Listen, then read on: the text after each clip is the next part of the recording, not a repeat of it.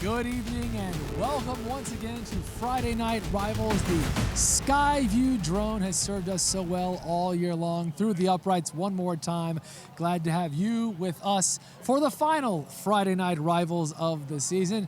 Good evening again. I am Christian Garman alongside Jeff Price and, of course, sideline reporter Clayton Habecker. We're glad to have you with us. We are back where we were last Friday night, back at West Florida High School. This time it is the Aggies from Tate coming in, hoping to walk away with a win. And Jeff, I know that a win is something both teams want desperately. Last week, West Florida did win. They moved to 2-7. Tate, meanwhile, is 1-8. They won in their first week, and they have not won since. What do you think we're going to see tonight? I think if you like throwing the football, you're going to be happy with one team. And if you like running the football, the other team's going to do that. So, and you know, the funny thing is both these teams are usually gearing up for the playoffs next week. Not the case this year, but they'll be back.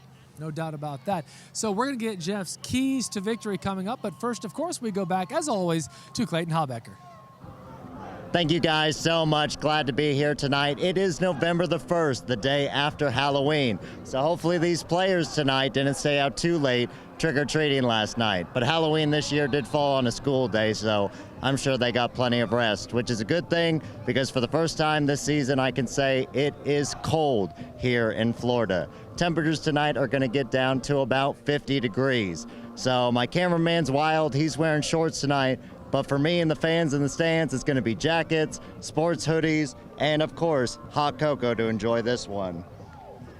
So bundle up. We got a good game tonight where the Jaguars are trying to defend home when the Aggies are trying to come here and spoil senior night. Back over to you guys. All right, Clayton, thank you very much. So, Jeff, as you said before Clayton there, these teams usually gearing up for the playoffs. That's not the case tonight. Nonetheless, they both want to get out of here with a win. So let's talk about the Northwest Florida State keys to victory. What does West Florida have to do to win 2 in a row to end the season and close out a win here on their home field? They've got to establish the running back, Jaheim Simmons. Of course, if you saw last week, fantastic running back. Yep. But they really got to establish him early to open up some Dawson Gumbo Butala little passes there on the outside to your man, Quintarius Gaines. I do like Gaines, no doubt about it. He's definitely fun to watch. So how about for the Tate Aggies? They'd love to bookend the season with victories. They won in the first week. They haven't won since. What do they do to get out of here with a win tonight on the final night of their season? Well, we talk about West Florida rushing the football. Well, Tate has a really dominant front seven. They've done really good this year, been up and down. They've got to just dominate up front and force Butala to throw the football a little bit and maybe force him into some interceptions. We will see. It is the final Friday Night Rivals of the season. As you heard Clayton say, for the first time all season, it's actually chilly. You get to watch, though, from the comfort of your home, and we're glad you're doing it. Stay with us for the kickoff coming up next.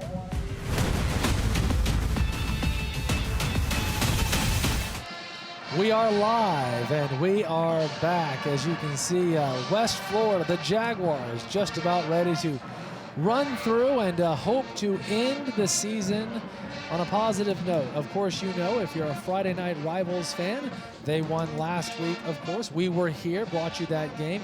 As they beat PHS, they'd love to do the very same thing tonight to the Aggies from Tate, who, Jeff, have also struggled this season. You talked about it off the top.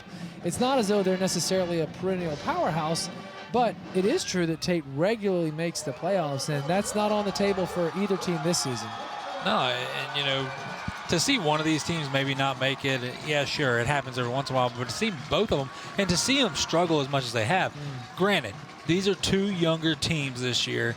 Like I said earlier, they're going to be back next year. Don't worry about these guys. They're going to be ready, and it wouldn't surprise me if both of them make the playoffs next year as well. But it's just to be a player that's in these organizations and really, I guess, is just so used to winning, this is definitely one that they're going to remember. Yeah, no doubt about it, no doubt. So it's a chilly night, and that's the first time we can say that all season long. It's been warm and humid and rainy. We've had tropical weather cancel a game. It's been a crazy season, especially the last few weeks, but we are ready to go. It's a perfect night. Let's take a look at the coin toss. Of course, we know that the coin toss is brought to us each and every week by the United States Marine Corps, and we're certainly appreciative of that. You want the toss? Here we go. You want to defer to the second half? Looks like our friends from West Florida won. They have elected to defer. So Tate will receive first, and West Florida will take it to get things going in the second half. So that's how the game will start. We're going to see that Tate Aggie offense on the field, and they are led by their quarterback, Ethan George. So we'll be watching Ethan all night. And I got to tell you, Jeff, I was watching him warm up, and I told you, I was like, guy's got a good arm. Yeah, Ethan George has got a really good arm. Of course, there's been a lot of good quarterbacks that come out of Tate, and some are even playing on Saturdays right now. So doesn't surprise you that George is a pretty good player out there. Yeah, no doubt. So we'll be keying in on him tonight, and Keaton Solmonson, one of the running backs, along with Keontrell Culpepper from Tate. So it'll be fun to watch those guys, along with Dagan Guy, Jonas Smith, and Connor Thompson going to be starting as wideouts for Tate. And as you can see, West Florida is about ready to kick this thing off. Senior night. That's right, yeah. As I arrived earlier tonight, the seniors were being honored on the field on a chilly night, and here we go. Friday Night Rivals one more time. Fielded at about the 15-yard line, and a good-looking return and a fine start for the Aggies, who will take things at about the 40-yard line. So a very good start for Tate as they're overall. That was Jonas Smith, who plays wide receiver for the Aggies, but had a great return there, Jeff. That's a nice way to start things. Yeah, absolutely. Good field position right there. And here we go for Tate. They need this win pretty much more than West Florida does right now. And, of course, both these teams need a win, but, boy, it's just been such a rough season. George will start out of the shotgun formation. A little flip there. Going to come right back at you. And, again, that's number 4. Keyshawn Qualls on the carry. Picks up a couple of yards, it looks like. Jeff, I talked to you about this at the beginning of the season, and we've seen it each and every week. It's nothing but the shotgun. Do they ever go under center anymore? I mean, does that ever happen in high school football? Not really. Why is that? Everybody just goes to spread offense, spread them out, and try to get one-on-one matchups, and it's just easier for guys. You know, of course, I don't know. I mean, you see the smaller schools go to like the wing bubble tee. snap there on the ground, and West Florida saying they have it. They do. Yep, sure enough. So 2 plays in, that's a turnover. That was number 1 for West Florida, who was able to make the pickup there. And, yeah, that's Deshaun Terrell. Yeah, so he makes it. So good job, Deshaun. That's the way to get your team going. So just like that, West Florida take over. It wasn't a bad snap, as you saw there on the Bob Tyler instant replay. Hit him right in the hands, and that's a disappointing turn of events. Not used to that cold weather down here. Yeah, that does matter. Was. No doubt, that matters. I'm pretty sure the coach isn't going to buy that one. Well, season ends tonight anyway, so what's the difference? So we are now ready to roll here as West Florida comes out right off the bat. Uh-oh. Oh, look at this. Wow, good-looking moves there. Still on his feet. Big-time play there, and that was Quantarius Gaines. Told you off the top how much I love watching him, and you can see him just a playmaker there. Doesn't end up picking up too many, but goes the exact opposite direction. That's Lamont Green playing quarterback tonight for West Florida. You know, we saw this last week. Lamont is not the usual starter. He did not start most of the season. That was Dawson Butala, but Green started and played the entire game last week, and he's starting again tonight. So I guess we're not going to see Butala as they come right up the middle here. And, of course, that is the terrific running back, Jaheim Simmons, who we'll be watching all night long. Great player. Yeah, and we're hoping we get to see, Mr. Gumbo himself. Dawson Butala, like yeah. And I tell you what, we see that run by Simmons right there. That's something that Tate has a really good defensive line.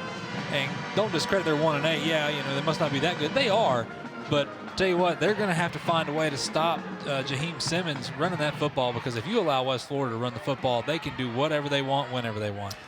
It's an Anderson Subaru 1st and 10, and this ball's on the ground too. And Jeff, you may be onto something there with the cold weather. Maybe effective. Well, let me ask you. You were a significant quarterback in high school. Did you find that when it got cold, that it really did affect how you could handle the ball? Yeah, I mean, it does, but it's no excuse, because you're running around, your blood's pumping, everything like that, but your hands, they get real dry. Yeah. And you're used to the humidity down here. You get a little moisture and everything. You get moisture on your hands when it's cold, the ball's going to fall right out of your hands. But I will say right there, Simmons, he's got gloves on, so he has no excuse. Well, now, I want to ask you, when you talk about the cold weather and your hands are dry, does the ball, too, gets a little slicker, doesn't it? It gets slick because it's really stiff. Yeah. It gives Got 0%. Got it.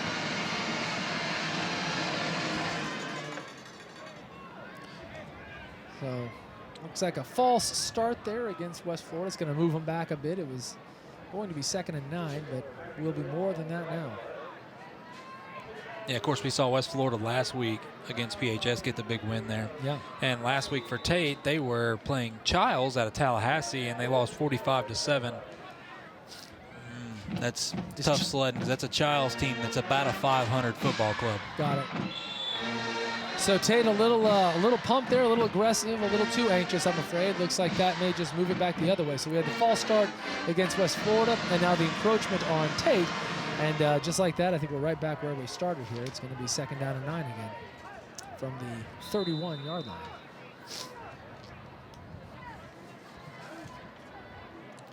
That's Lamont Green, of course, as we've said, is your quarterback.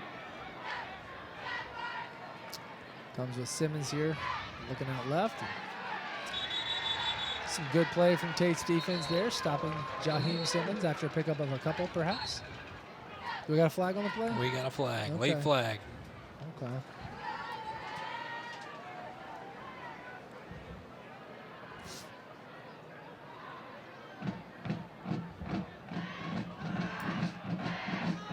Personal foul against Yep. Tate, so It's 15 big ones.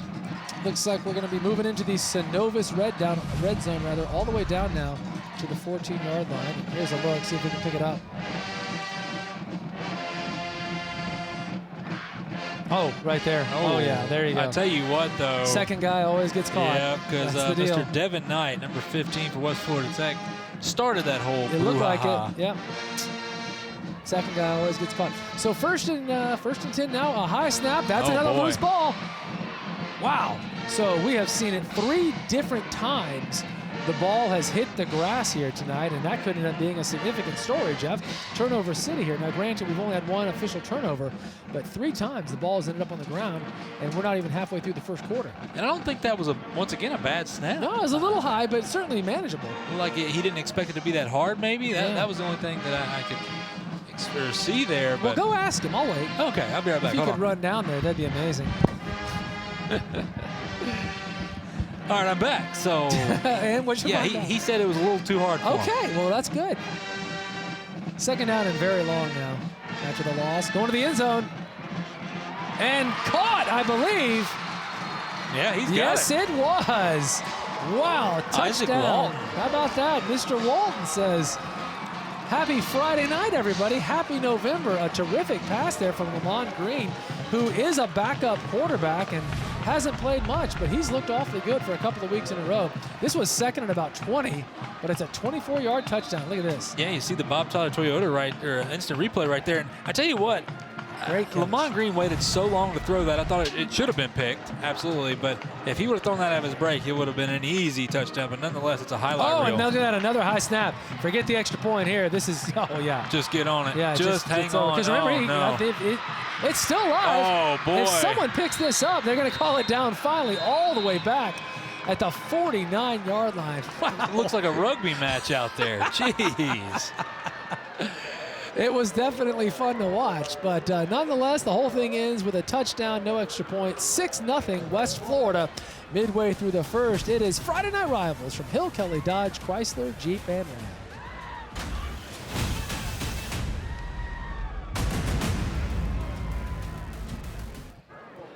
And we are back, and we're certainly glad that you are here with us to enjoy our final Friday Night Rivals here. You just missed, unless you've been with us, a touchdown from West Florida. Good-looking touchdown, too. On 2nd and very long, we had Green put it right in the hands of, who was that, Isaac Walton that hauled Isaac that in? Walton. Isaac Walton. The extra point was missed. It is 6-0, and Tate now ready to try and strike back.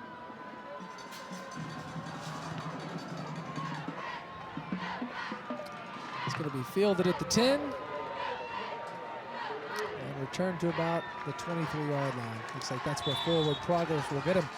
Had we played this game last night, it would have been extremely windy. That would have been interesting to see. Winds have calmed down a lot, so the wind shouldn't play much of a role. I think the cold is playing a role. We've seen several mistakes. 3 times the ball was fumbled, and then, of course, the very high snap on that extra point moments ago.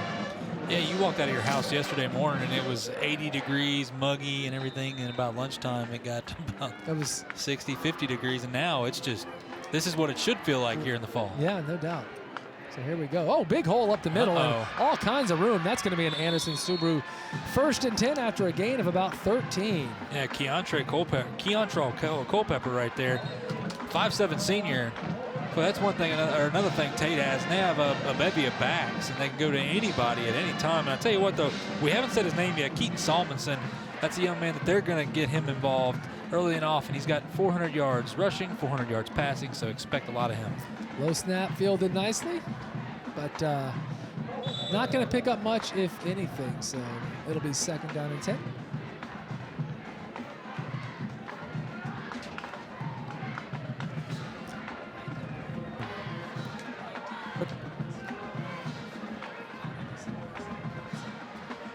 Second down and 9.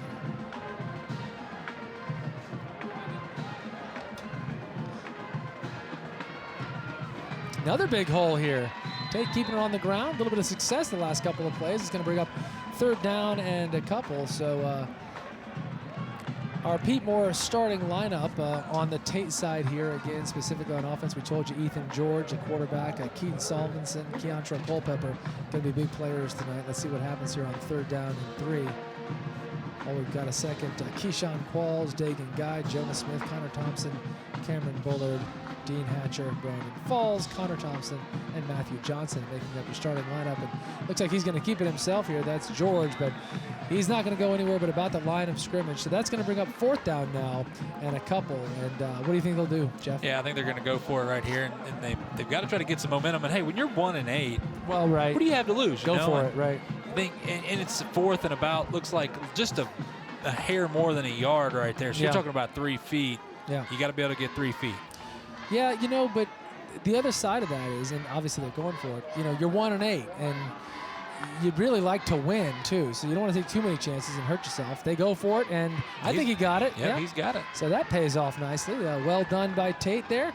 And that will move the chains, as they say. And that was number 20, Keaton Salmonson, who you just mentioned moments ago. So it's an Anderson Subaru 1st and 10, about the 47-yard line. Looks like we've got ourselves a timeout on the field here. This could be the water break that we see each and every quarter. So why don't we take a break, and we'll be back here. It's Friday Night Rivals. Current score 6-0 in favor of West Florida.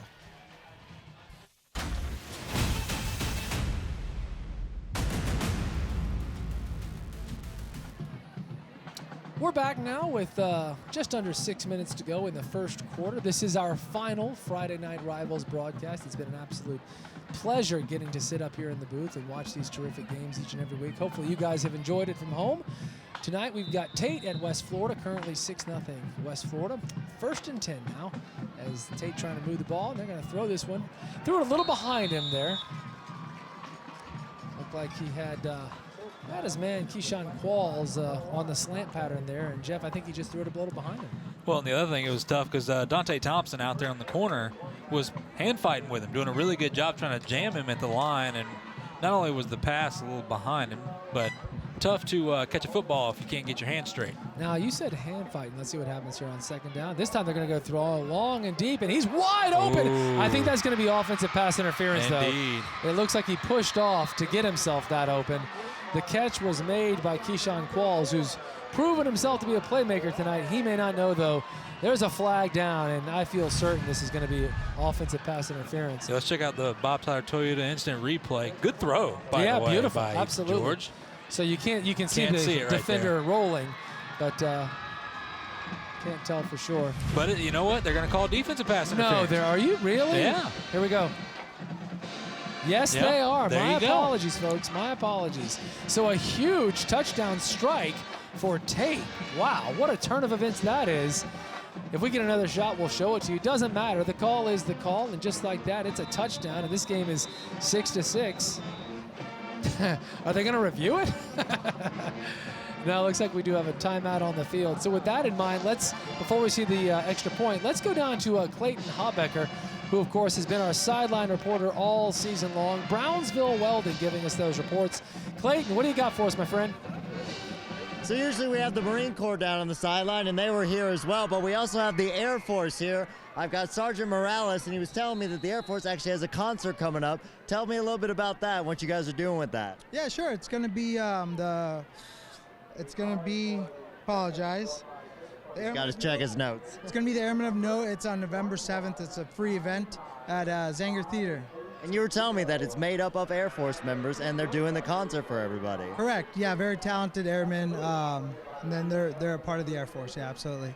Awesome. Well, be sure to check it out at the Sanger Theater. The Air Force is putting on a concert. Back up to you guys.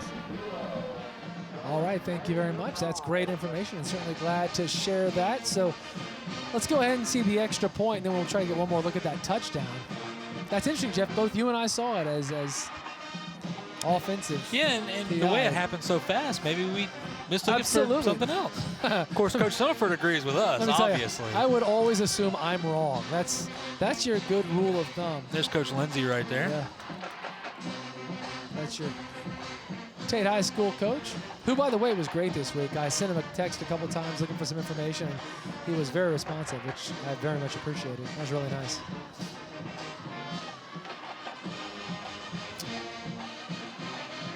You're hearing the Tate High School band, the show band of the South. They're fun. There's every year, spectacular, one of the premier high school bands up and down the Gulf Coast, and it's a real treat to get to hear them all week or all night. All week. I play them in my car. You got the CD. Here's the extra point. Looks good to me. Sure enough, it is. So now Tate leads it 7-6. And before we go to break, we may have a shot to take one more look at that touchdown. So here it was. Top of your screen, right there's the matchup. Let's see. Right there is the push that we saw. I stand by it. Yeah, absolutely. Yeah, when you slow it down, it looks worse. But Hold again, on a minute. It does not matter that look at him just hand it off to the ref. Love it. So touchdown Tate, and it's 7-6. And both teams, Jeff, look, I know there's a lot of big games going up and down the Gulf Coast tonight. This is end of the season. People are playing for big stakes. But these two teams are as well. Both have had very rough seasons. 1 win so far for Tate, 2 for West Florida coming off last week's win. They want it, man. It's a big deal. For West Florida, if they could end the season on a 2-game win streak, that's a big deal. That would be really nice. Yeah, for sure. I mean, they're playing for something tonight. Yeah, because, well, here's the thing. And both these teams are they're pride-driven schools. And what I mean by that is, like we said earlier, they're used to winning. Right. They do not like to lose. And Tate used to be kind of a bottom-dweller team for a few years there. Coach Lindsay comes in, and he revamps the program, doing a great job. Got a lot of good coaches, got a lot of good volunteers over there for them. And for West Florida Tech, they're kind of the same thing. There for a few years back in the day, they were lucky to score a touchdown. Right. And now you talk about how many times they have consecutive playoff appearances and going deep in the playoffs and things like that. And to see both these schools struggle so mightily this year, you just don't see it. I mean, it's not going to happen again next year. I can almost 100% assure you that. Well, look at Washington, who had the ultimate turnaround after going 0-10. So hold on. If they kick this through the uprights, that should count, right? That should be some more points, right? If you're wondering why Tate is kicking off from the West Florida 30, it's the assessment of that penalty we were talking so much about. So this, I have a feeling, will go out of the end zone. You should just onside kick this. You're so right. This is the time to do it. Worst case, you get it at the 20. You're so right. Do it. You're so right. Yell it down there. Tell him, hey, man. They are. They do it. What a kick, too. Boy, I think Tate has this one. They had that football. Unbelievable. I don't know. No, they do not. It looks like West Florida did recover. What a great kickoff. Look at that. They're going to get the ball at the 17. That was awesome. Well, he really booted that one. An onside kick that was recovered by the receiving team, and they're going to start at the 17. That's got to be the worst field position to start from ever by a team that recovered an onside kick coming at them. But if you're West Florida, why don't you have almost all of your guys up there at the line? That was awesome. You got guys that are sitting back in the end zone. Like, they're obviously not going to kick it there. Yeah, that was great. Well, for good call by you. And Matthew Johnson, the kicker there for Tate, had an opportunity to put one through the uprights and go ahead and sign a scholarship real quick. All right, so after the folly there, it's time to get going as Tate will try to get a big defensive stop after the huge touchdown there. Lamont Green, of course, playing quarterback, and hand it off in a big hole here. Still on his feet, folks. Yeah, this is a big run. That's a nice play. That is Elijah Edmonds for West Florida with a huge gainer, and that lousy field position changes very quickly after a big play right off the bat. Yeah, great job by those buffet busters up front for West Florida Tech, just opening the hole. And we talk about Tate's good defensive line. Well, they were not to be seen on that play right there. No, that's a 23-yard gain right out to the 40-yard line, and looks like the referees are chatting about something. There's no flag, though, down. They are squaring something, though. Oh, check that. I'm sorry. There was a flag. Sideline warning. Oh, okay. Against Tate. Gotcha. Well, thank you. So it is going to move this ball even more. I never saw a flag on the field. That's why we were talking about it, but I could see them conferring on something. So a big gain of 23 turns into an even bigger gain after the penalty, and now West Florida is all the way on the other side now into Tate territory at the 45-yard line. You see some of our scores down here at the bottom. I tell you, you see that Crestview against Madison County. Madison County up 21-7. Crestview needs to win that football game, stay in the playoff hunt. Big game. See what happens there. Uh-oh. Lamont Green will take they are. Take a sack there all the way. That's a 10-yard loss all the way back now at the 45 on their own side. So. Yeah, Joshua Williams right there, the big defensive end, 6'3", 245. That's a solid 6'3", 245, by the way. Look at that. Is there man. anything other than a solid 6'3", 245? There's some sloppy ones, but that is definitely not one. Yeah. That's a well-built young man right there. All right. So a big loss. Like I said, that's a loss of about 10. So that's going to make it second now and close to 20, it looks like.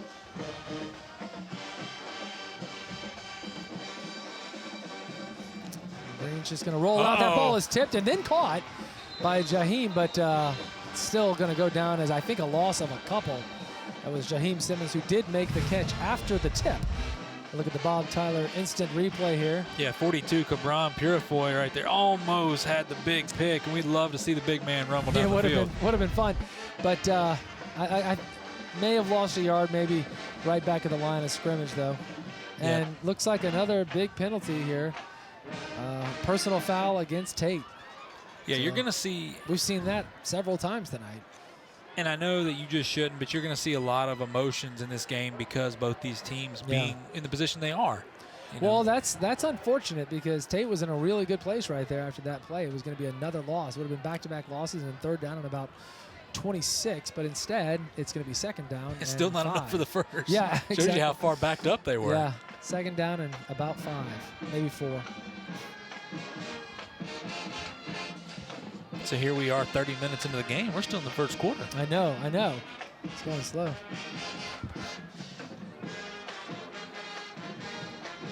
That's beautiful. Yeah, I'll sing to you. I don't care. I see you got their CD for sure because you know their song. This is track well. 6. Nice. 2nd and 4. Is this your soothing sounds at night? Yeah, that's what I go to bed to. I'm sure your wife's not happy. You could do a lot worse. This is great stuff. You just wake. That's why you wake up so jazzed in the morning. You just can't wait to get up. I wake up on 11. This is going to be Jaheim Simmons with a big really nice run. Yeah, all the way down to the 24-yard line. And that will certainly be enough for a first down. The Anderson Subaru 1st and 10. Going to take him down not quite into the red zone. Pick up a 14 there from Simmons. Yeah, watching, of course, it being senior night, Jaheim Simmons down there before the game, got his headphones on, just walking around. Kind of, a lot of the guys kind of bunched up, whatever. He's getting in his zone, just by himself, 20, 30 yards away from everybody else. Just exactly what you expect out of the young man. Great player. It's going to be Quanteris Gaines on the end around. They might have picked up a yard or 2. He's been fun. This is the 3rd game we've had this season with West Florida, so we've seen a good bit of him. He's been a lot of fun. Yeah, he's kind of a do-it-all receiver. He can catch the screen pass, and go for a big gain, or you can throw it over the middle, he'll catch it, or he can run deep. And he's just a multi-talented individual, and he's one that we see a bunch of West Florida, these kids that go play on Saturdays. He's one that I believe will be going to play somewhere on Saturday for sure. I hope so. That'll be cool. Second down now and 9. Gaines picked up about a yard there. He's in motion again. This time they're going to throw it. Oh, boy, wow. wide open. Not a good pass there from Lamond Green, the backup quarterback. Had a man wide open, like you said, but throws it way too high. That was Isaac Walton, who was open, who already has a touchdown tonight. Yeah, Jalen Cook's going to wish he could have that one back, because that was Pick City right there.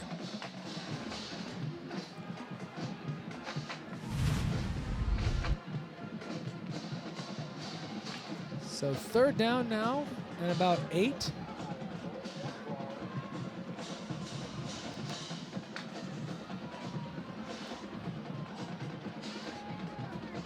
Green rolling out, and he's got a man, and that's completed. Well down into the Synovus red zone. That'll be an Anderson Subaru first and goal. Yeah, and that's Isaac Walton, the young man that caught the touchdown earlier. Yeah. Another good pass. Sure was. Flares it out. Good catch right there. Good hands. Pickup of 18, so another big play for West Florida. And a little bit of a back and forth situation going on here tonight. It's a fun game. First and goal now from right at about the 5, maybe the 4. High snap. That's Simmons who finds the hole. Goes the other way, and that's touchdown Jaheim Simmons. And that's going to please him here on senior night. He's had a great season. He's such a great player. And that puts West Florida back on top, 12-7. Yeah, simple off tackle right there. Look at the blocking out front. Great job. And Almost the rest is done untouched. by Simmons. Yeah. What a workhorse. Yeah, great player. So an ugly attempt at an extra point first time around for West Florida. Gonna try this again, make it 13-7. And that went a little bit closer to what you might expect. The extra point is good. And sure enough, the score is now 13-7. West Florida, as we are late in the first quarter here, 2 minutes and 21 seconds to go. It's a chilly night, and I will tell you, Jeff, we've had a couple of games this season with smaller crowds. That's not the case tonight. Both teams have brought a nice crowd. Yeah, we've seen teams that are, haven't lost a game this year and stuff. Right. Not have the crowds we have here tonight. Boy, on both sides, cool. This is packed. You It's look at good the to Tate see. side, they travel well. And West Florida being at home on senior night, you would expect nothing less. Yep. So that's good to see, and certainly we are glad to see it. So we're setting things up here for the kickoff. Let's take a look at that Comfort Dental Smile Cam. It always puts a smile on my face, looking for folks having a good time, like that young man who is all smiles. Didn't matter which one you looked at. They were both smiling there. Love it. Look a little cold. Well, that makes sense. It's a bit chilly here this evening. I myself am quite cool. In fact, did you bring those hand warmers? I sold them for a cup of hot chocolate. And you know what? The hot chocolate was cold before I could get up to the booth. Meanwhile, I blew it. I did not get that hot cocoa. And now I'm paying dearly. All right, West Florida kicking off.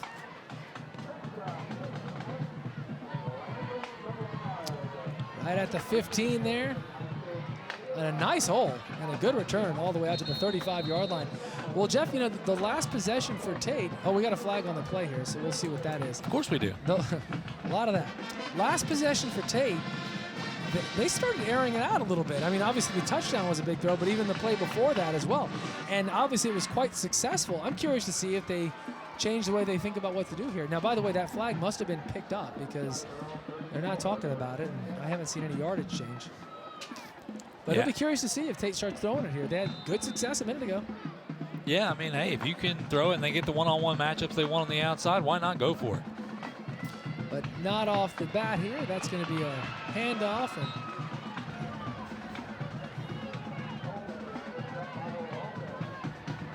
And so that's a pickup of maybe 5 or 6.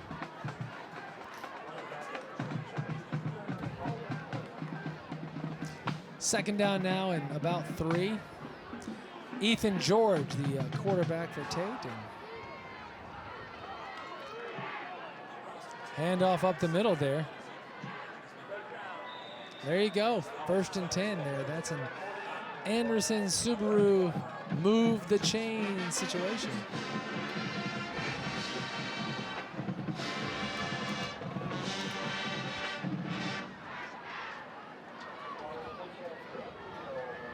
First and 10 now, right at midfield.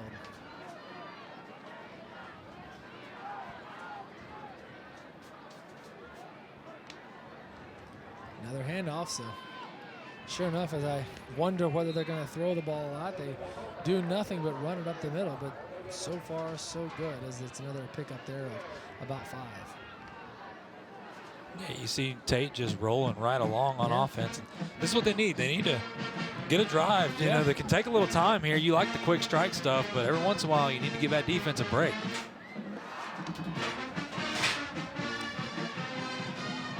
Ball is on the ground and picked up and going the other way. That's number 23. Boy, that is William Carlisle, Mr. Showtime last week, had some big picks, and he was our player. Remember, he was our player of the game last week. He was awesome. So we'll see on the replay there. Honestly, until he picked it up, I didn't know the ball was on the ground. Yeah, so. Keontrell Culpepper running the football right there, and it's like he lost it. Yeah, that's huge play, and that makes it 19-7. Here's your Bob Tyler Toyota replay. Mr. Culpepper running the football. So he there it is. Just dropped it right into the arms there, Carlisle. I believe that was Simeon Price that forced the fumble right there. That's a 55-yard return on that fumble. Makes it 19-0, and here we go again, another extra point right away. And it's up, and it is good. That makes it 20-7, so still in the first quarter, and we're seeing a lot of offense tonight from West Florida. Or I should say a lot of offense and defense. That's a defensive touchdown.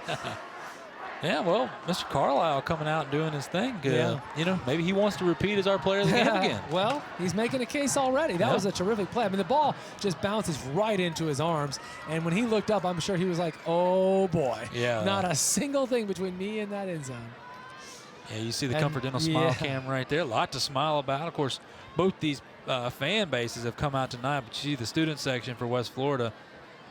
Like we said, senior night out here. Big night for everybody. It's senior night. Last night was Halloween. They're hopped up on candy, I'm sure.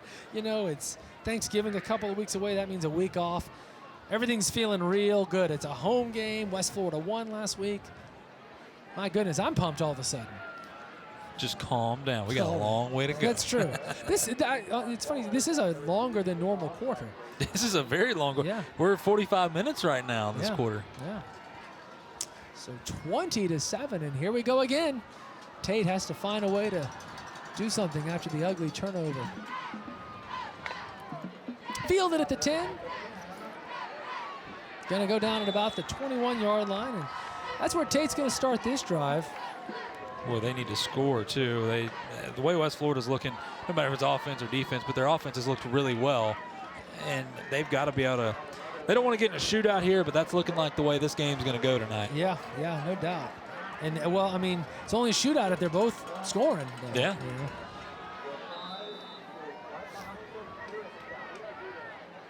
And now we see in the game coming in for Ethan George is Dalton Biggs. Dalton Biggs is the quarterback of note all of a sudden, and he's going to throw it, and he's Beautiful got a man right over the middle. There. That was really good, and still on his feet. How about this? Keaton Salmonson, we said earlier, that's the guy to watch out for, and there he is. And Dalton Biggs is doing fist pump city to his team. He's feeling real good. Welcome to the game, my friend. A huge gainer. Yeah, so you look at Mr. Biggs right here. Of course, he's been injured, and he comes back now, and you see that beautiful touch on the ball right there.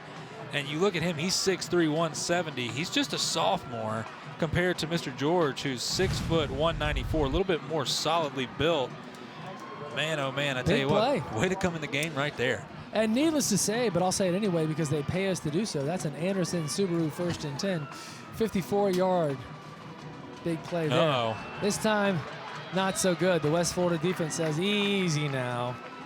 Yeah, number 5, Kaleem Muhammad was the first one to get there, the outside linebacker, and then the rest of the Jags joined the party. All right, so that is how quarter number 1 will end. with Tate moving the ball, trying to get back in this thing. They're trailing 20-7. It's Friday Night Rivals. It's November. It's chilly, and we are glad you're with us. Stay tuned, folks.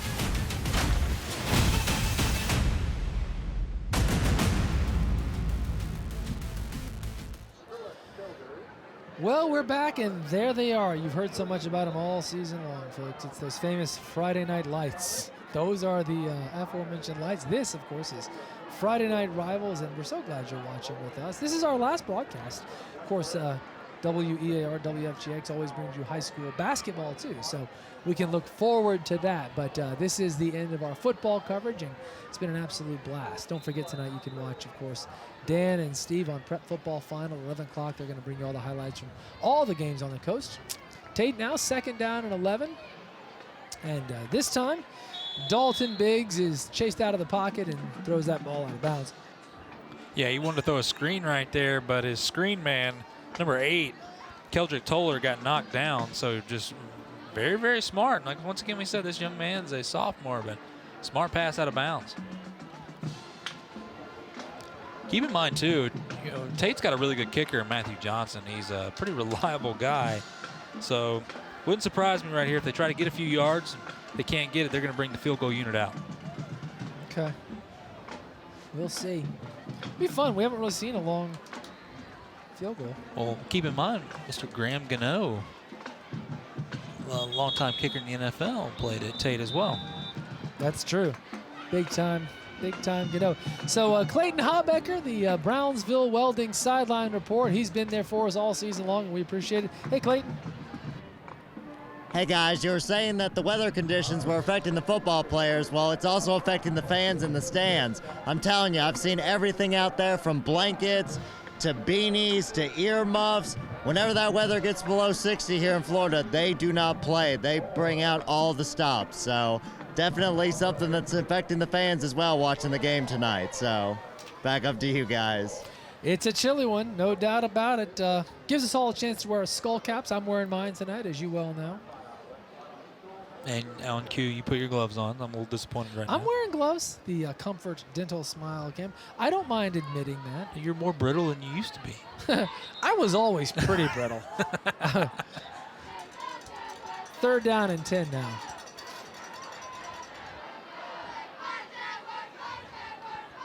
Now we talk about Salmonson for Tate. I'd look for them to try to get the ball in his hands here, as he's kind of the big playmaker for him. I'm just hoping that we get to see that long field goal you talk so much about, that you got me all pumped up about. You're just pumped about life right now. That's true, I am. Going right over the middle. Nice catch. Yeah, it's completed, but not going to be anywhere near a field first goal down, time. so it may very well be field goal time here. Keyshawn Qualls on the reception, number 4 right there. Yeah. Qualls has been all over the field tonight. We've been calling his name. Boy, Qualls is a heck of a basketball player as well. Oh, is that right? Oh, yeah. Cool. Here we go. So is this a field goal? This is a field goal unit. All right, well, let's see here. He's at the 20. He's about a 40-yarder. Let's see here. We said Matthew Johnson. Yeah. I'm bragging on you. Here we go. Matty Johnson with a 40-yarder. Trying to make it 20-10. Wow, the tension is building.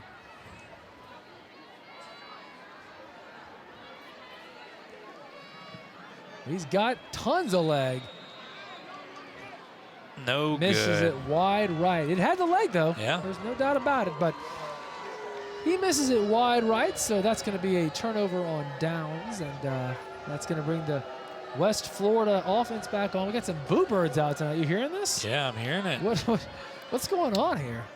Tell you, last game of the year, they're not holding back anything, I guess. They're coming at you. Coming at you. It's like playing in Tuscaloosa out here tonight. It's just like that. Gracious. So West Florida, the offense coming back on the field here.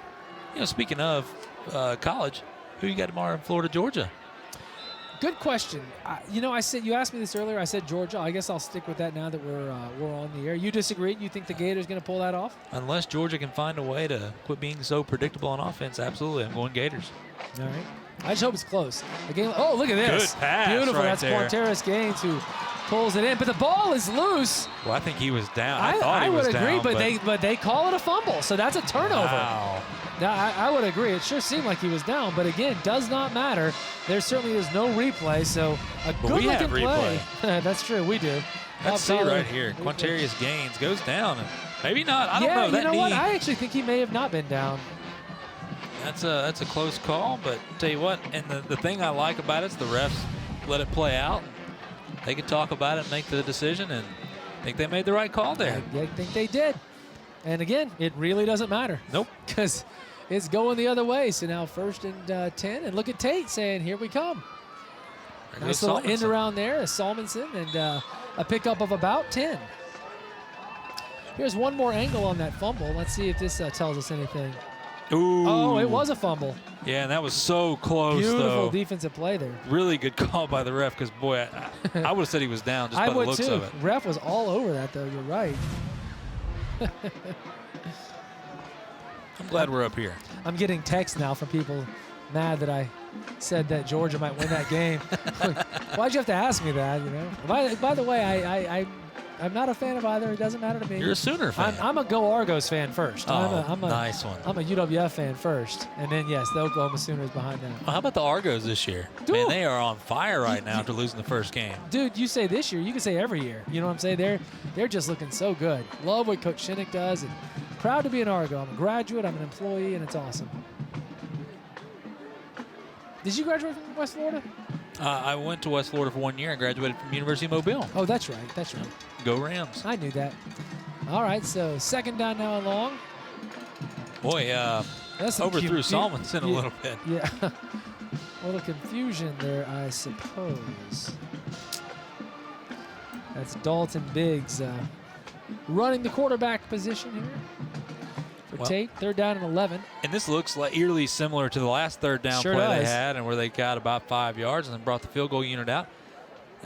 I don't know if they'll. I mean, if they get the same situation, not sure if they'll kick it again. And another thing too, you know, I hyped on Mr. Johnson, and I still think he's a fantastic kicker. Yeah.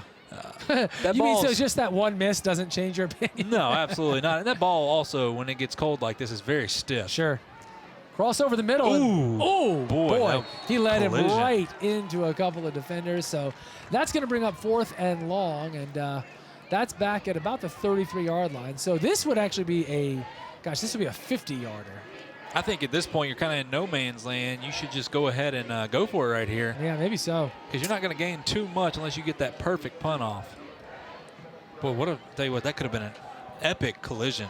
Yeah. Man, oh man, I thought it was a good-looking pass. I actually Yeah. thought he might haul that thing in. They are going to go for it, as you said they might. 4th down and very long now, 4th and 11 to be precise. And he's going to keep it himself, and that's not Turnover. going to work out. So a loss of a couple means turnover on downs. So as it turns out, the West Florida turnover doesn't cost them too much other than a couple of minutes and a little bit of field position. So we're going to go back the other way, and that's going to put the Jaguar offense back on the field. Yeah, for the Jags here, they can kind of bring out the dagger if they can score, because, man, it's tough sledding right now for Tate on offense with that relentless defense that the Jags have. They'd love to do it. They had a big play on their first play from scrimmage moments ago, but, of course, Gaines turned it over there with the fumble. So let's see what they do now. And this time they're going to just run this up, and we've got a big hole, and that's going to be an Anderson Subaru 1st and 10. That's Elijah Edmonds, who's had a couple of big runs tonight. Yeah, we talk about Mr. Simmons running the football all the time, and of course West Florida has a bunch of backs as well, as we see Simmons take the field again. I just want to talk about the job that Lamont Green's been able to do, a quarterback. And this man is listed as a wide receiver, and he is a wide receiver when he's not playing quarterback now, but he got put into this role, and I think, yeah, he misses a few passes here and there, but he has done a fantastic job filling in for Dawson Butala. He sure has. Looked great last week and able to beautifully pull in the high snap there. Doesn't get much out of it, though, so going to bring up 2nd down now and 10. Yeah, he's done fine work. You know, it was about right now a week ago when we realized Butala was not playing, and he had been the starting quarterback all season long for West Florida. Good quarterback. Yeah, done some fine work, but as you indicated, Green has has been a nice backup. And it got a good arm, too. Second down and 10. Might get a permanent change in position. Well, you never know. Ooh. Ooh, this is Simmons, who has stopped in the backfield. That's a loss of about 3 or 4. Fine defensive play there from the Aggies. Yeah, number 11, Darian McShann coming out from the linebacker position. And look like number 89 finishing him up. Do not have him on their roster, but boy, oh boy, how about that by those young men? Yeah, big time. We talk about the dominance of the defensive front. They have flashes where they come in and they make a really good play, and you're like, man, why can't you continue to do that? But that's kind of been the way their season's been all year long as well. Right. Okay, 3rd and long now. So with just under 8 minutes to go, there's a big moment for Tate. Keep this thing close if they can stop him here and get their hands back on the ball. Oh, mercy, a fine defensive play there. And he's pumped. Tell me who 23 is for Tate. Boy, Warren Henke right there, Warren the sophomore. Henke. Big time play.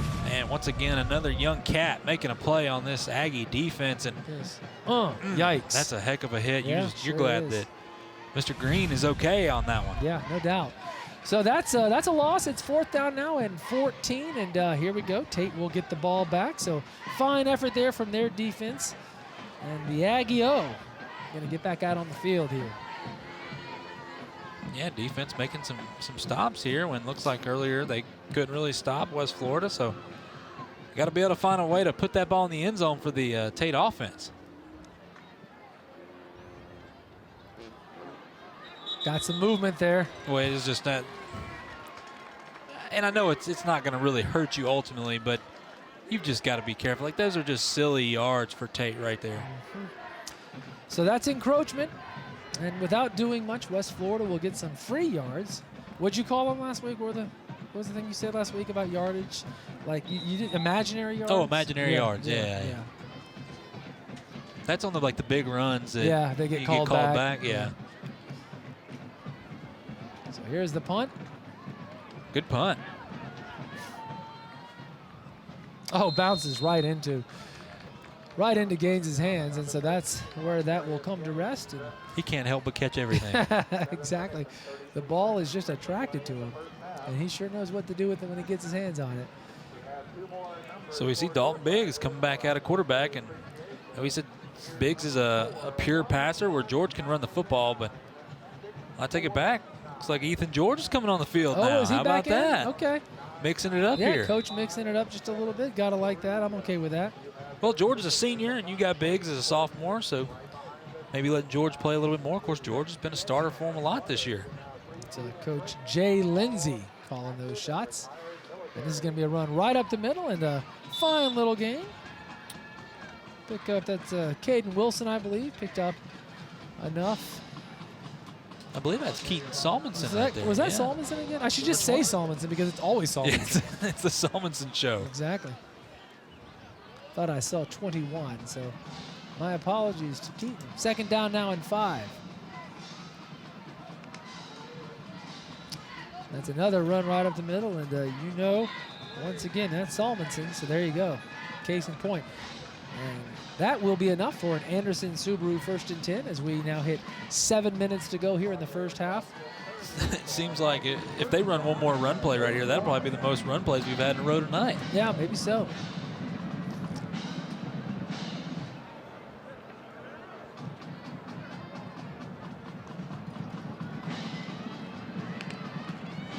And it is a run play. It's a quarterback sneak all the way, and it's a good one too. Picks up 6 or 7 yards. And that's what George can do for you. And that's a big young man, 200 pounds, 6 foot, solidly built. Of course, we're used to take quarterbacks looking like that, and you see his dual ability.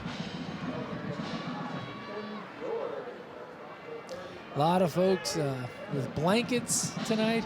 This is just what you think of when you think of high school football here. Yep. Even on the Gulf Coast. From time to time, we get these chilly nights. It's going to run the other way here.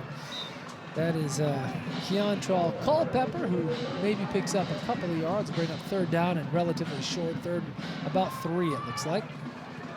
And for some Aggie faithful out there, maybe you don't know this, maybe you do. I'm sure if you know the Aggies, you know this. Sawyer Smith, quarterback at Kentucky. Of course, when Kentucky's quarterback got hurt, he stepped in. He's the one that played against Florida this year. So cool. good to see guys that you get to Yeah. call and you It's- see them at the next level. Yeah, it's like I was talking about that guy last week. Talk about Jacob Copeland in Florida making a big touchdown. for the Third and Gators. short here. And there's Solomon is stopped, and that will not be a first down. So now decision time here for Tate, and they are on their own side here at about the 38-yard line. Jeff, what do you think? Well, personally, I go for it, but here's the thing. I mean, your defense has made some stops, so it's kind of where you question. If your defense hasn't stopped anybody, maybe you punt it away, or you just go for it for sure. But with Coach Lindsey, he's a high-risk, high-reward guy, and his guys really buy into that. They really believe on this play right here. They're going to get it no matter what, so not surprised to see him go for it. So here we go. Ooh, And not going to get it. A huge defensive stop from Tate. William Carlisle. That's big time now. I'm sorry, from West Florida, I meant to say. That's big time because here we are late in the first half now, and it's going to be terrific starting field position for West Florida, who really is looking to do their best to make Tate feel as though this thing is over before the half. They score here, they've got a shot to set that tone. Yeah, we talk about Carlisle. You know, last week was our player of the game. And of course, he had the fumble return for a touchdown on defense tonight, and coming up right there on a big fourth down stop with a corner blitz. Great call by the defensive coordinator right there. Completely caught Tate off guard. All right, so it looks like we've got our water break, and that always means we're going to take our own timeout. So let's do that now, and we will be back here in just a moment. It's Friday Night Rivals. Glad to have you with us, folks. Stay tuned.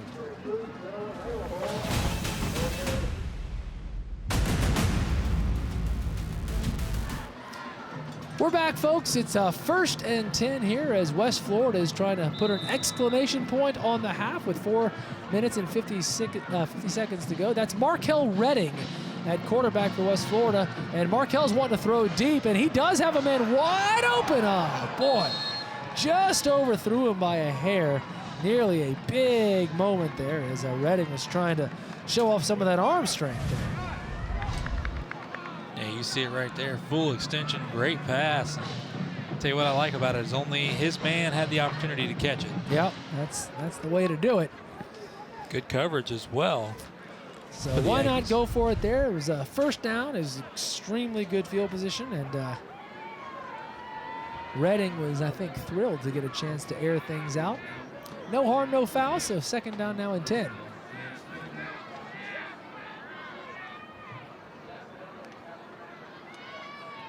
They're going to keep this one on the ground and pick up just a couple. That's Elijah Edmonds, of course, who has had some big plays tonight. Terrific running back. Yeah, I tell you, we've really seen Tate's defense step up here. And after giving up 2 early touchdowns to the Jags, and of course the fumble return right there. And I tell you, it's good to see this because we talked about that front seven being as dominant as they are, and we didn't really see that early on. Now we're starting to see them take hold a little bit and forcing these Jags into some tough decisions as we see 3rd and long right here. I tell you what, Tate will take a 20-7 score going into the half at this point. They would. 3rd down and 8 now. Excuse me. Just under 4 to go, and that clock is ticking, but it looks like we're going to have a timeout on the field here as West Florida just couldn't decide exactly what they wanted to do. So we are going to go to a commercial break now on Friday Night Rivals, and when we come back, it's 3rd and 7 for West Florida as they're trying to do a little more damage before we get to the half.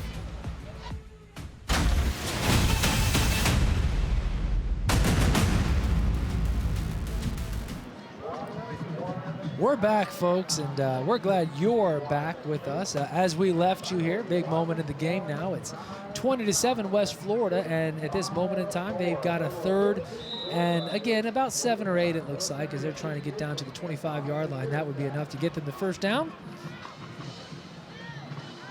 And it looks like Redding's going to roll out and had a man. Threw it a little bit high, unable to complete, so that's going to bring up 4th down now.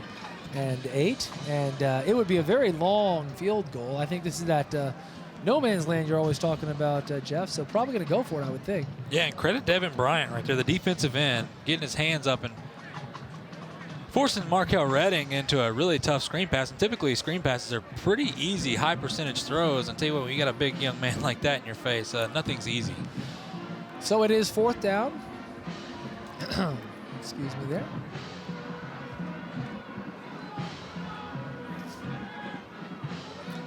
You can, I don't know if you can hear the music there in the distance. The Tate High School show band has actually left the bleachers. They are getting ready for halftime, but they just continue to play, and it's great. Looking for a nice backdrop to the game tonight.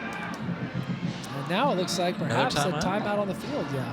Another one for West Florida Tech. Yeah, West Florida wants to talk about this 4th and long situation. As we've said, they're not going to be kicking the field goal. Any scores, Jeff, you can tell us? Yeah, I'll tell you a big one that happened actually last night was Southern Choctaw and Flomaton, and Flomaton won 22-8. Flomaton going in is the 1 seed in the region there for them. Tell you what, and for you that don't know, Flomaton won the state championship 3A last year, so Flomaton looking hot in the to go in the playoffs. Right now, I've got no score for Pensacola Catholic and Milton, 0-0. The Gators of Escambia are up 10-0 on PHS. Crestview 7, Madison County 21, and we talked about that game being huge because Crestview needs it to solidify their playoff position there. A loss would make it very, very sketchy for them to get in. The Hub City faithful, no doubt. The Hub City faithful. They can pull that out. So it is 4th down now. Big moment again. Tate needs this stop. Get their offense on the field, see what they can do. And that's Redding who rolls out. He's got a man, and that's a good-looking pass, and that is going to be enough for the 1st down, it looks like. Sure is, yeah. Isaac Walton again. Anderson Subaru 1st and 10. That's Isaac Walton, who's had a big night already, big touchdown catch earlier in the game. Redding looking really good here. That's Markel Redding. Yeah, really good pass. 13-yard gain there, right at the 20-yard line. So that will almost precisely put them in the Synovus red zone, right on the 20-yard line.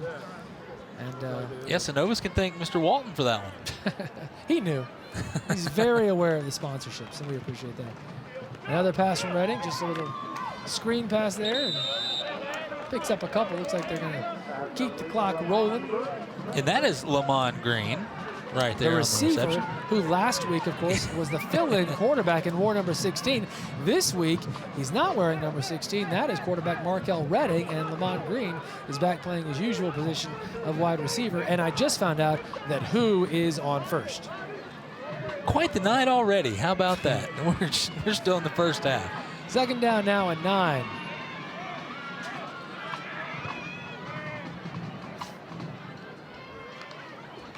Redding wants to throw again, and he's got his man. Look at that. That's Quanteras Gaines.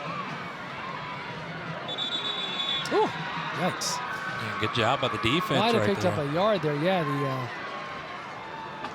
the Aggie D was big time as the clock keeps rolling now.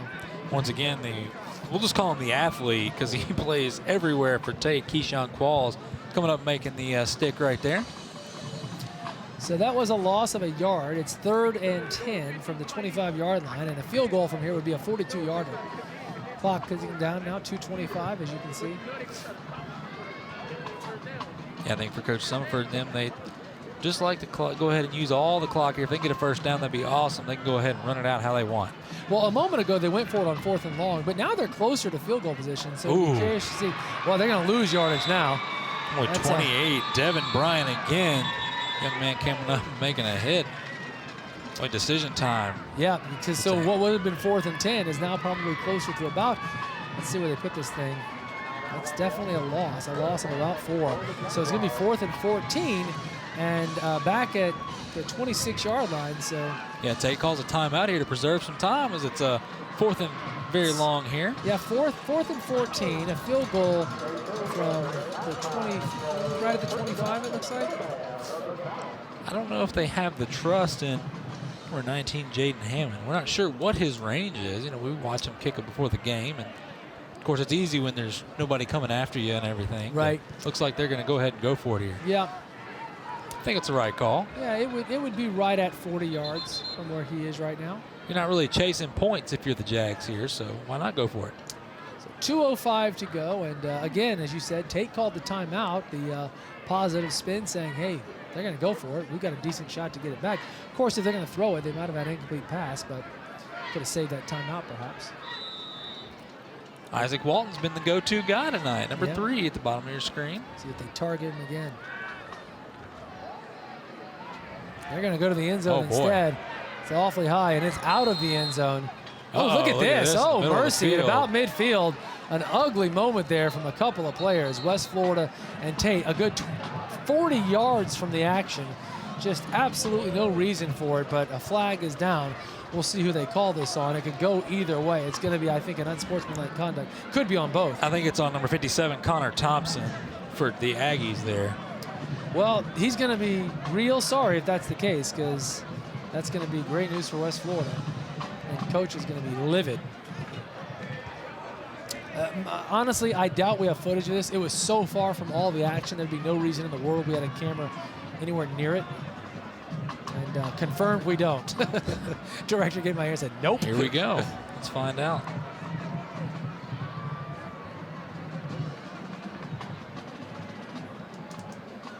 Well, if it is on Tate, here we go. I don't know. The way Coach Summerford looks, it's Okay. going to be on the Jags. So it's on the Jags. Wow.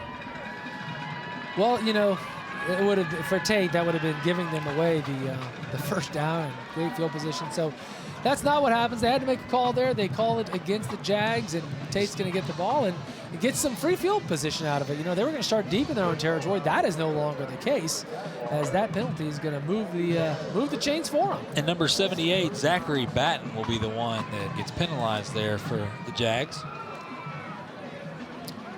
So batten down the hatches tonight when Coach gives There him an you go. earful. See, that's the kind of big-time punt. Listen, you need to go back to your 80s movie references that I have Ooh, no I'm all idea. about that. Oh, that's Uh-oh. picked. Not a good pass. That's picked off, and West Florida will get the ball right back with just under 2 minutes to go. Yeah, you see Dalton Biggs coming back in the game, and Tate, you know, having this dual quarterback system they're running, and boy, Biggs, you cannot do that one right there. He's looking his receiver down, and look, there's that's quadruple coverage right there, and you're not going to win that too many times. Nope. All right, so hey, West Florida says that worked out nicely. We got the ball right back and in really good field position on the Tate side of the field at about the 42-yard line. Yeah, about 10 yards from where they were before, just a minute ago. So here's the situation. They have no timeouts left. They do have almost 2 minutes, and they've got great field position. And Tate's got to feel like this is just a stop the bleeding situation. Last thing you want to do is give up more points. Going to run it right up the middle there. That's Jaheim Simmons, who's good for a pickup of about 6. I tell you what, for Tate's defense, they've only given up 13 points this half because there was a scoop and score for the West Florida defense. So, tell you what, with them being in such bad positions they've been all night long, I have been very, very impressed with this Aggie defensive squad. Not that Coach Lindsey cares. Yeah. He wants to win I'm the sure football he does. game. Another handoff up the middle here. Oh, look Ooh. at C. Oh, my gosh, that's Jaheim Simmons just saying, nope, get out of my way. I've got yards to get. That's going to move the chains. Anderson Subaru 1st and 10. And we'll check out the Bob Tyler instant replay. It was impressive. That's a mean one. This is a Watch mean this. runner right here. Watch this. He wants that contact. Boom. And that's number 42, Cabron Purifoy, who's 6'1", 200 pounds. Big fella. Nonetheless, a 1st and 10 here, and down to a minute 10.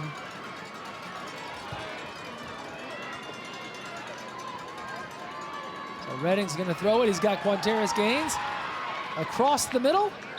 Picked up about 7.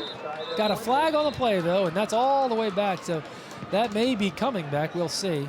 I don't know if it has a late, personal foul, late hit on the quarterback Wow, right okay. there. Check that. So It's going to be 15 more big ones. yeah, so that's going to put them in the red zone. That may very well get them to a 1st and goal. We'll see here.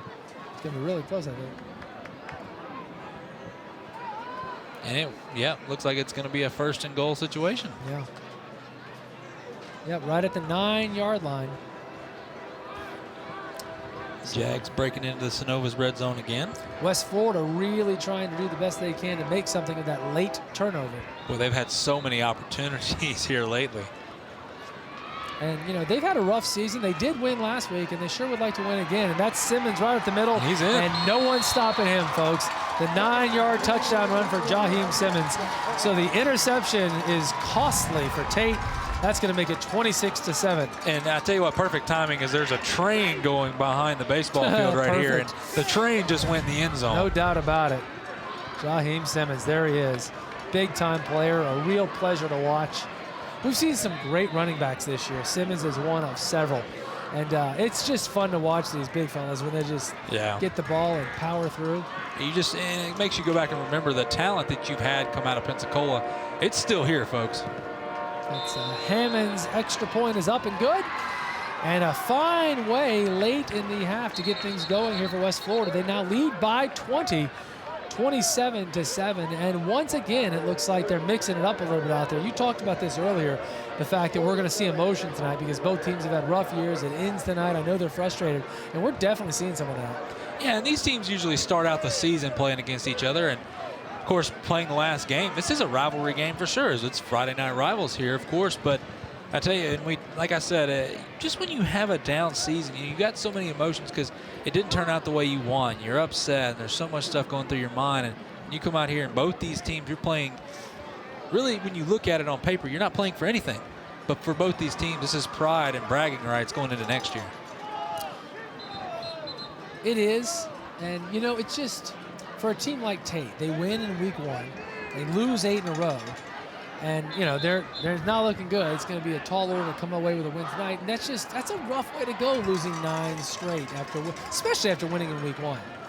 Yeah, and I tell you what, and Coach Lindsay and them do a great job. Coach Summerford as well, but Coach Lindsay and his school, you know, when you go into halftime, he's got to find a way to get these guys fired up. He's got good guys over there and guys he trusts. He definitely believes in them for sure, but when you're down 27-7 and you're 1-8, it takes a special kind of person to be able to focus your mind, come back out, and compete. So with 47.7 to go, it is the Jaguars 27 and Tate 7.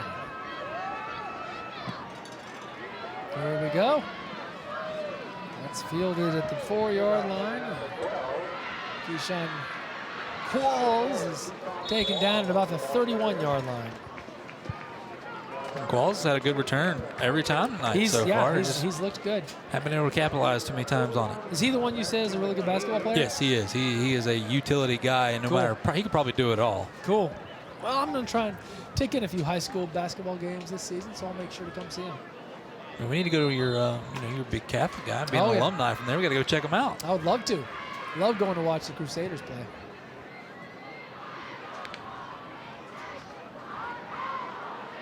So Tate's going to try and do something with it here. Not a whole lot of time, but that's not going to stop him there. That's Ethan George who is rolling out there. So it's been Ethan George and Dalton Briggs, a 2-quarterback system here tonight. Yeah, Dalton Briggs. He's more the pure passer. He doesn't like to run a whole lot. Of course, he's 6'3", 170. It's exactly what you expect. Ethan George is built more like a linebacker playing quarterback, and that's why he enjoys the contact. And you look at Coach Lindsay trying to use both these guys tonight to find the hot hand. And neither one's been much more than warm. What's cool? Well, it's true. Rolling out there, not able to do much with it. That was Ethan George. So 25 seconds left, and we'll see if they try and get one more play off before the half. Yeah, they're hurrying to the line. They have a timeout. Guess they want to see if they can get one big play, but they're going to run out of time right here, even if something happens right. Well, it's like I said, it's interesting. They have the timeout. I don't know if the West Florida player got off the field. We're going to throw this deep. And it's Look caught. at Qualls. It sure is. That's Qualls who pulls it in with 1.4 seconds left. Incredible. That's why they saved the timeout, right? There you go. Yeah. Ethan George, and I tell you what, he threw it up, and he definitely threw it up. I mean, he threw that, looked about above the lights out here. See the Bob Tyler Toyota Instant Replay. Even better job by Mr. Qualls. Watch this. Textbook. Plant your feet. Highest point.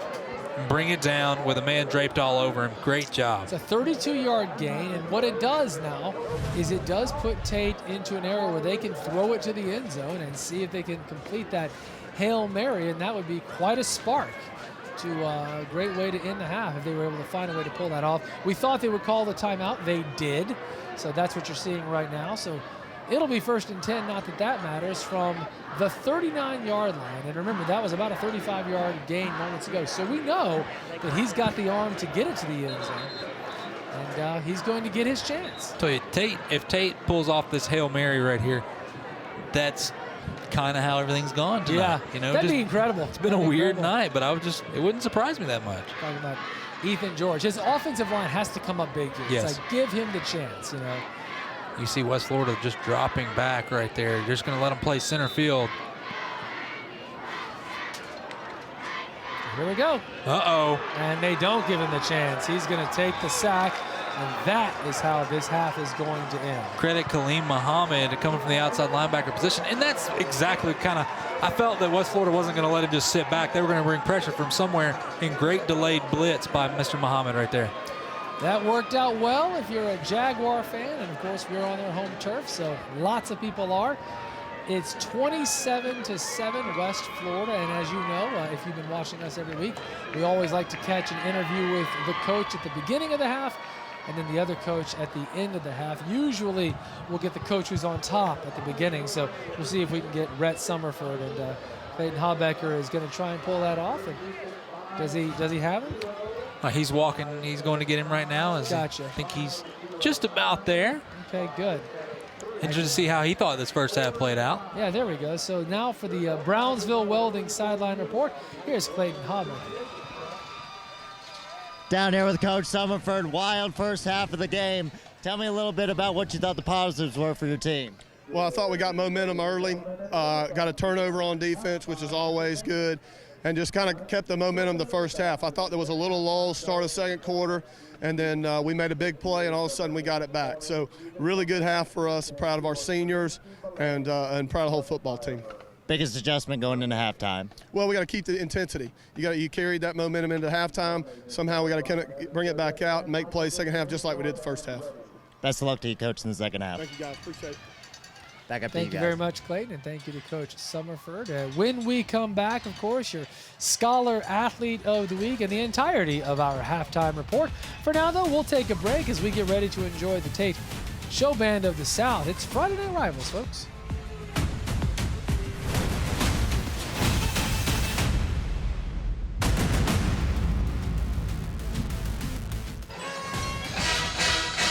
We're back. It's Friday Night Rivals, the Andy Citron halftime report. Listening to some outstanding music, and certainly glad to be treated to that. Also, we're at a lovely place. West Florida High School is very nice. It's growing. A lot of construction, a lot of good, exciting things are happening here, and we want to hear more about that now. So let's go back to Clayton Habecker for the Brownsville Welding sideline report. Hey, Clayton. Hey guys, I'm down here with Principal Payne. So you guys went through a little bit of a transition this year. Tell me a little bit how that went moving to this new facility. It's been great. You know, we're fortunate because we're standing on what has always been a solid foundation. And so we're just glad to be here. We spent from 2001 until now here. So it's really, really good. It's a wonderful, wonderful place. It's great for the kids. It's new for everyone. So everybody's trying to find their way. And so it's just been great. It's a great year. The kids are having a lot of fun. Our theme for this year is Welcome Home. And so we feel more at home. It's just great. It's great. I can't say enough about it. I'm grateful to the district, to the teams, to the students and faculty, to parents, our community, for everyone that has had a hand in this. We're just grateful because they did it not only with their hands, but they did it from their heart. And you can see that, and it's a great adjustment. It's been interesting, but it's great, and there's really no place like home. So welcome home. Well, now you said working with your hands. There's been a lot of construction going around here with the other sports group programs, going a little bit to that as well. Absolutely. Moving everything over and having, you know, it's different when you go from being here, playing football here for the last almost decade, I guess it would be, to now being from rental property to owning the property. It's very different. And so building and bringing over all of our other sports, it's great for the kids. It really is. These students have not had the experience of walking from a building to a stadium. And so that's pretty big. Those kind of things I just took for granted in high school. I never even thought about it. So these kids get that experience, and they should. It's part of what should be every student's high school experience. Well, you sound like a very busy principal, and I will let you get back to controlling that student section tonight. Thank you so much, and best of luck with your school. Thank you. We appreciate you. Back up to you guys. Thank you, Clayton. And she definitely does sound like a very busy principal. Yeah. She also sounds like a very proud principal. I think she used the word great about 15 different times. So that was awesome. She should be proud. This is a very great place, and a lot of people have been really nice to us. And again, that means something because we've been here back-to-back weeks. So thank you so much for taking the time to tell us about the good things happening here at West Florida High. Speaking of good things happening, one of our favorite things we do every single week, of course, is bring you our Scholar Athlete presented by Levin Law. Each and every week, the athlete we feature is impressive. This week is no exception. It's Joel Lett, number 70 here, plays football, also a weightlifter, has a 3.56 GPA, and looking to pursue a career in environmental science, so most definitely on his way. Let's hear it for our scholar athlete here. It's Joel Lett. I'm very honored. I didn't really think I was going to get this, but I'd like to thank my mom for keeping me on top of my grades. Also like to thank Levin Papantonio for sponsoring and selecting me as this, and I'm very grateful for this academic honor. Rachel Gilmer with Levin Papantonio. At Levin Papantonio, we understand the value of education and teamwork that is gained through high school sports. That's why we're a proud supporter of student athletes everywhere.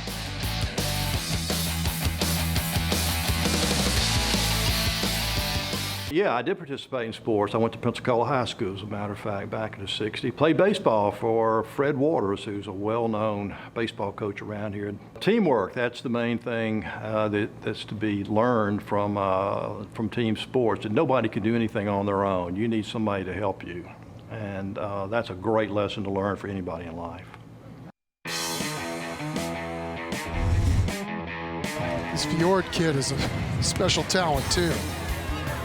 High kick, backs him up to the 15, runs up to catch it, breaks a tackle, breaks 2 to the 30, and Chuck, you called it across the 40, still on his feet. Fjord across midfield, he breaks free. Fjord to the house, touchdown, champion, Charger. Whoever to throw has a lot of time. Too much time. Dumps it off. Rodriguez down the sideline, into the end zone, touchdown. Get up and over, up and over. I see you, 2-1. Or through. Oh, yeah. Should return against Thomas Worthington. Blitz coming. Bergen rolling, looking for a gap. There's a seam. Can he get to it? 15, 10. Spin move at the 5. And does he break the play? Oh, what a run! Mr. Price, no penalty. It doesn't get called back. So the gain stands. Now coming the other way, and this is Quanteris Gaines, who, wow, what an effort. They had him in the backfield. They're not going to get it. That's going to be a touchdown. We got a big 24 minutes left in this game. Shane Felt with the kick. Fielded, fumbled at the 15. Better pick it up, and he does. Got some room up the middle. Oh, no way. Look at this. Tyrese Petty in midfield. 40, 30, 25, 20. Oh, 10, 5. Touchdown. No way. Oh, my. And that's a young security touchdown. Earn your career in a year at Laughlin Technical College. The mission of Laughlin Tech is to prepare students for current and emergent high-demand careers through collaboration with community stakeholders. Expanding opportunities and access to training programs will provide a talent pipeline to meet regional workforce demands. From automotive to welding and legal administrative specialist, go to laughlintech.com for information about classes and registration.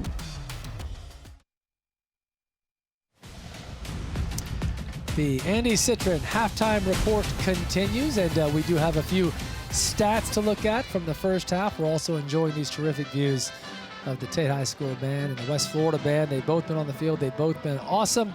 Here you can see passing yards, pretty even, nothing too impressive on either side. Tate had 89 yards. West Florida had about 80. On the ground, though, that was a big difference. I mean, Tate is losing by 20. Total yards, though, nearly 100 more total yards, but the big key there, Jeff, the 3 turnovers. Yeah, and the other thing that doesn't tell the story on the stats is just the fact that field position has been won by West Florida. Great point, great point. And you can see 6 penalties as well.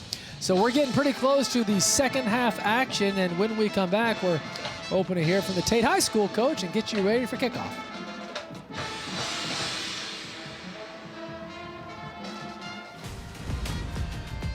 It's halftime. West Florida having a big night on senior night. This is the last game of the season for both of these teams. They're not going to the playoffs, Jeff, but that doesn't mean there weren't any highlights. We had several in the first half. Yeah, for sure. Let's check them out.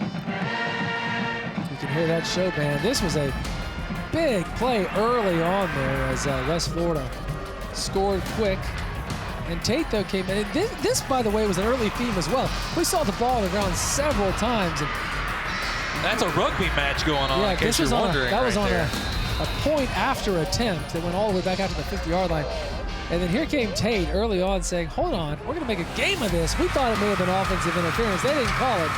And that was touch. At that moment, Tate was actually winning because they converted their extra point, went up 7-6. See Jaheim Simmons right there running the football, doing what he always does. Yep, nearly untouched. He had a big first half. And then this was the big play right here, right after the touchdown from Simmons.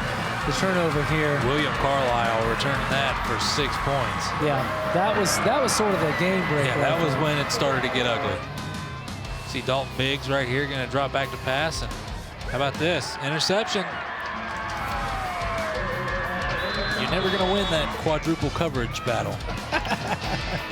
And that gave Simmons yet another opportunity. That was a 1st and goal from the 9. He converted, and this was Tate's big completion. Watch this right here by Mr. Keyshawn Qualls. Great catch from Qualls.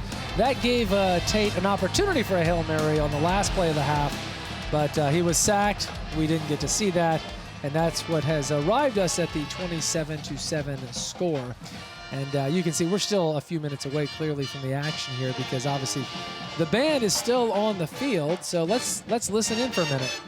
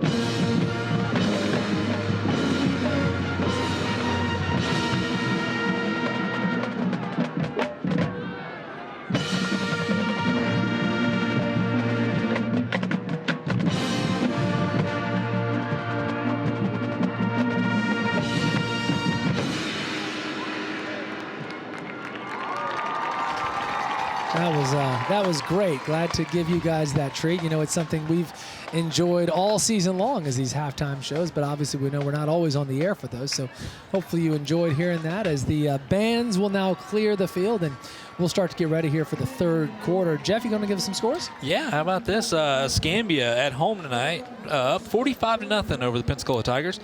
The Northview Chiefs up 14-0 right now on the road at Jay at halftime. Crestview 13, Madison County 28 in the 4th quarter. Pine Forest up big 35-7.5 over Gulf Breeze. We got no score right now for your Crusaders against Milton. Not sure what's going on over there. And Pace going up to Birmingham tonight to play. They're down 10-14. Now, you mentioned that Northview J score, and that one means something to you. Of course, you played at Northview, and you were saying that's a big rivalry, right? Yeah, big-time rivalry up there. Anytime, of course, those schools are separated by Highway 4 running along the line right there. And it's 2 schools and, you know, a rural county like that, and it's always fun to play because everybody packs out. You know, and the stadiums aren't huge, but it's so fun because everybody knows everybody works with everybody, and 2 big farming communities right there. Yeah, that's good. So we're going to get an interview here with the coach coming up in just a moment, talking about Tate coach Jay Lindsay. He's on his way, I think, to hook up with Clayton Habecker, and that is certainly good news. We can get his take on what he thinks his Aggies need to do here in the second half. It would be a tall order. They're down 20, and obviously they've had a rough season. Nonetheless, it's not over till it's over. So with that in mind, Clayton Habecker is now standing by for the Brownsville Welding Sideline Report. Hey guys, down here with Coach Lindsay. So you guys have been rotating quarterbacks here in the first quarter, or for the first half. Was that something that you're game planning going into the first half? Yeah, we have a sophomore. He broke his hand, so he's been out for 7 weeks. So he got healthy plays last game, so he's getting some reps. Ethan George had a good year, so we're playing with him also. What was the main thing coming out of the locker room, message to the team? Biggest thing, I don't think we're playing bad football. Offensively, we've had 3 turnovers, scored a turnover down, so it's technically 4. We haven't punted the ball yet. Moving the ball good offensively at times. Defensively, got to stop turnovers. I think we've had 4 personal fouls. Got to play more discipline, get off the field, and get back in this thing. You think the weather's been a factor at all for the team? Not at all. Feels great outside. Best of luck to you. Let you get back to your team. Thank you, Coach. Thank you, Clayton, and thank you, Coach Lindsay. So Jeff, you hear what he's saying there. Not expecting the weather has played any role. He touched on the fact that they didn't play poorly in the first half, and we showed you the stats. They actually outgained West Florida by almost 100 yards. Yeah, I mean, when you go back and look at the tape, it's not that bad. And, of course, a few things here and there. And I think he's key on the penalties. They had a lot of penalties. They're going to go back and be like, what were we doing right there? Right, and when you're 1-8, you can't afford to do things like that. And once again, it's a tough position to be in. But I think Coach Lindsay's going to get his guys squared away, and they're going to come out here and compete. Well, I hope so. That would be just great to see. So this is our last half of the season for Friday Night Rivals. Jeff, do you have any moments that stand out? I do. I've got what I would consider to be my favorite moment of the season. Oh, well, I want to hear that one. Well, moments ago, Dre brought me a hot chocolate. That was amazing. That is far and away my favorite moment, as we are now ready to go here. And again, West Florida won the coin toss. They deferred, and we've got a big return here. Gets the kicker squared, and that's how you start a half. I don't know that they're going to get him. No flags. No flags for the first time seemingly all season long. The terrifically exciting start to the second half, and that's going to be touchdown city by number 36. Yeah, the roster we were given we have no 36, so that's the mystery player right there. How about that? It's a bummer. I would love to tell you precisely who that was, but again, the roster we have just doesn't have 36 listed. So yeah, nonetheless, great return and no flags. We saw a big hit on Jonah Smith over here, number 3. Boy, this is Coach Lindsay coming out and probably had a good halftime talk to his guys. And tell you what, for the Jags, this is kind of what we expected from them all year long. Boy, they really put the throttle down. Wow. So that's 13 seconds into the half, and just a huge start there. That makes it 33-7, and now the extra point attempt, and see if we can get to 34 here. That's Jaden Hammond.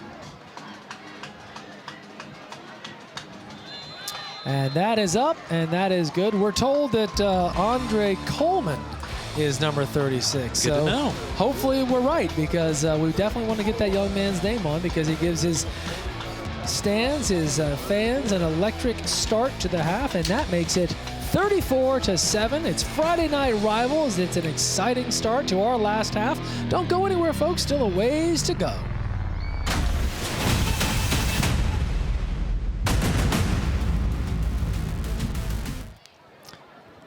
We are back.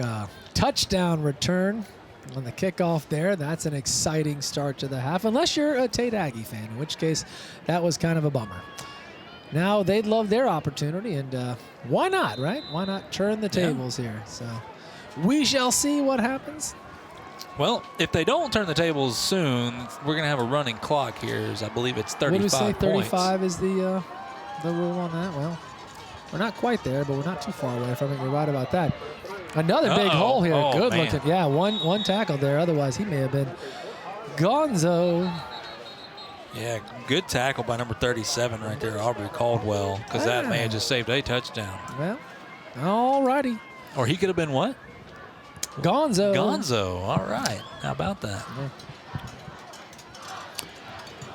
All right, so once again, West Florida did this chant last week. The student section chanting, "I believe that we will win." And at this point, do you really believe? Like, does that really count when you're up 34-7? I think it counts. I mean, like, what did you not believe in the beginning? I think you really believe now. Oh, a little shovel pass there, and that's Solomson, who's had a big night. He's been the main offensive weapon for Tate. That is for sure. Yeah, Solomson's had a big year all year for him and been the go-to guy. And like we said before, had over 400 yards rushing this year coming into this game and over 400 yards receiving And you know what? For a team that has like, a 1-8 year like they're having right now, it's good to have a guy like that, especially if he can come back. Going to throw up top, and I think that's going to go out of bounds, and it does. That's Ethan George at quarterback, and he was targeting Keyshawn Qualls, but just throws it a little too far. And we know that Coach Lindsey's wanting to come out and win this game, and right now I think the hotter hand is Ethan George, just because he has that factor of running the football, so you have to honor that as well. Now, not discrediting Dalton Biggs. He is a fantastic passer, but I think right here, if you can have a dual threat ability, it's only going to help you when that defense is bearing down the way they have been all game. Yep. So it's 3rd down now and about 6. From right at the 30-yard line. Low snap. Completed pass, 1st and 10. No flags on the play. So an Anderson Subaru moving the chain situation. 1st and 10 for the Aggies of Tate. Good looking play there, Jeff. Yeah, Mr. Salmonson again. We saw him. We ain't called his name too many times tonight because West Florida's done a good job of kind of holding him down, but looks like he's getting loose so far here early in the second half. So 1st and 10. They're going to pass again. Doesn't have anybody. Decides to keep it and maybe gets a yard or 2. That's Ethan George, of course. It's been Ethan George and Dalton Biggs playing quarterback tonight for Tate. Mostly, I would say, George. And George has been their quarterback most of the year, and he's a fantastic player. And I tell you what, this Tate Aggie squad has a bright future ahead of them, and Coach Lindsey's going to get these guys ready for next year, and he's going to use this year as a learning curve for them. He's going to keep the ball there and go nowhere. Might have gotten a yard forward progress. I think he did get about a yard, so should be 3rd and 9. You talked about George being a threat to run, and they're trying to do a little bit of that here. Yeah, good job by number 55, Vernon Beeks, the defensive lineman, coming up and laying a pretty good lick on Mr. George. So right at the 40-yard line. See, this is where Tate has just been kind of bad tonight, just 3rd down. And, of course, it doesn't help when it's 3rd down and long every time. You're not going to be very good at it. And it has been, and it is right now 3rd and 9 from the 40.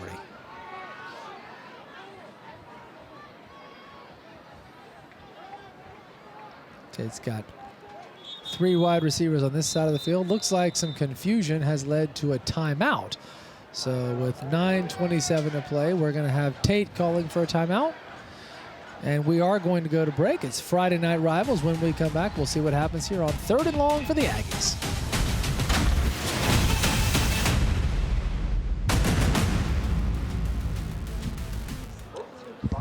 The game is on. It's 3rd and 9. Glad to have you with us on a night that's fine. I don't know. It's fine. I felt, well, it's I just said fine because I was rhyming it with 9. For some reason, a rhyme felt appropriate. I don't know why, but it did. Welcome back to our fine broadcast. 3rd down and 9 now, and Tate close to midfield. Oh, that may be interference. Yes, it is. You see how casual the ref dropped the flag? He's like, there you go. I think he was like, all right, we all saw that. Yeah, he didn't want to throw it too far because he don't want to go tracking it. Yeah, exactly. So that was 3rd and about 9, but looks like it's going to be pass interference against West Florida. So I have a feeling we're going to have an automatic 1st down here. Yep, there you go.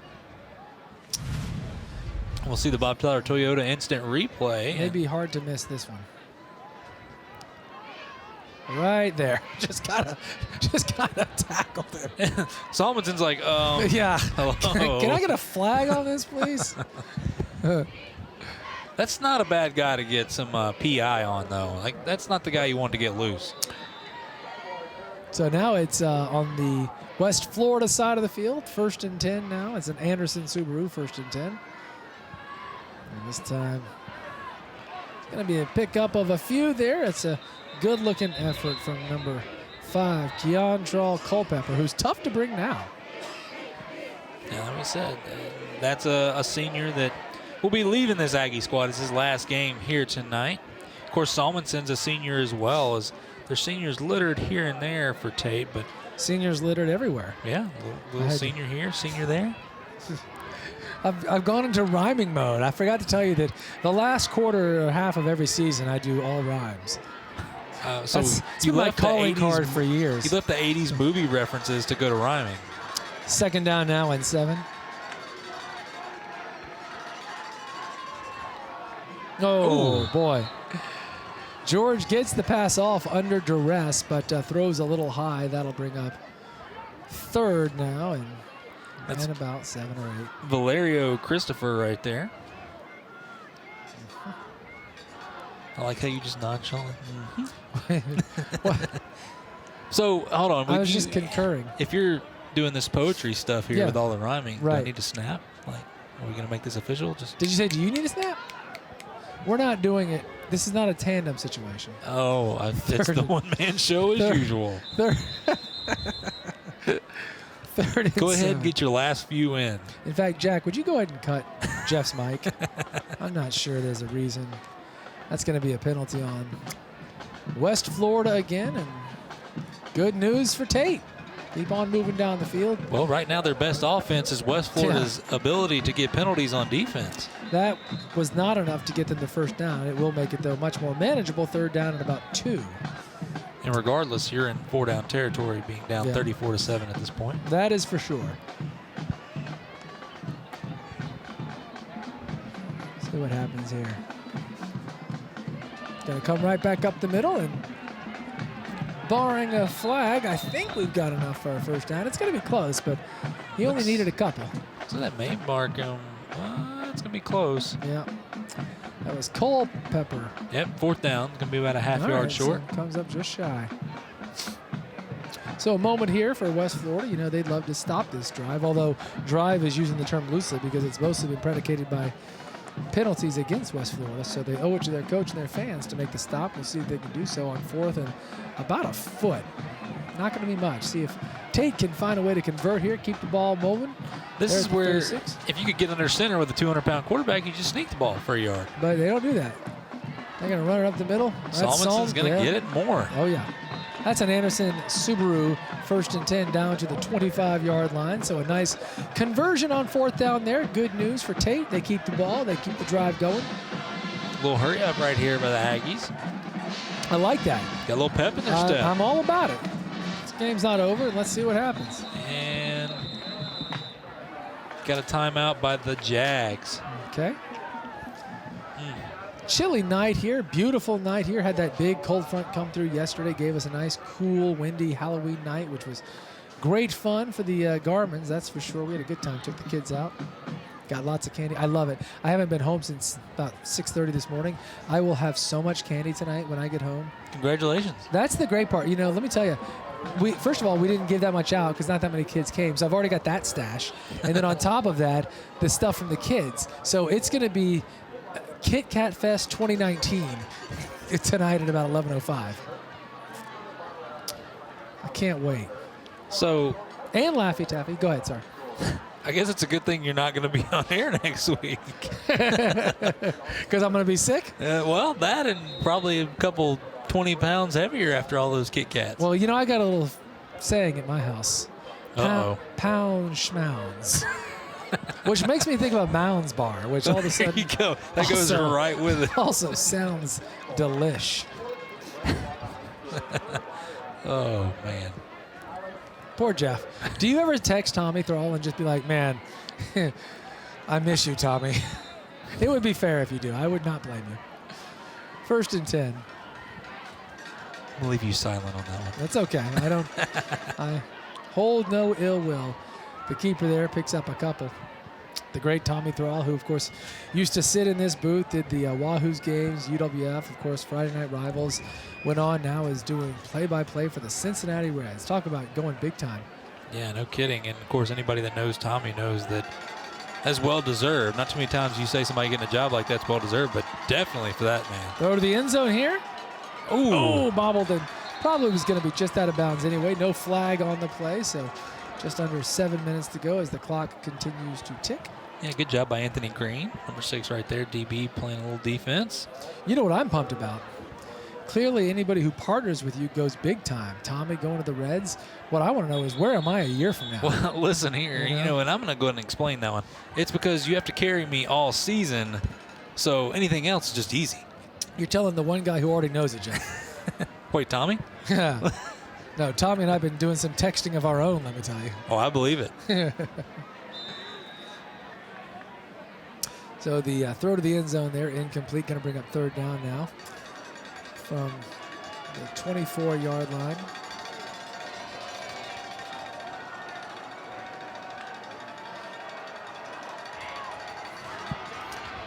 Throw to the end zone, and oh man, I'll tell you, he had a guy. That's Ethan George, who threw over the middle there and had a man crossing, but just led him a bit much, Jeff. Yeah, and credit that defensive line for the Jaguars again, getting some pressure on him. Of course, George is a good passer as well. You know, he's no slouch for sure, but throwing on the run like that, that's where you're going to see the inaccuracy, as we just saw right there. So that will bring up fourth down and long, and by long I mean it looks like fourth down and 7. Tate will go for it, though as you pointed out earlier, they have a terrific field goal kicker, but they're going to try and just convert this the old-fashioned way. Yeah, you're down big. You need a touchdown here.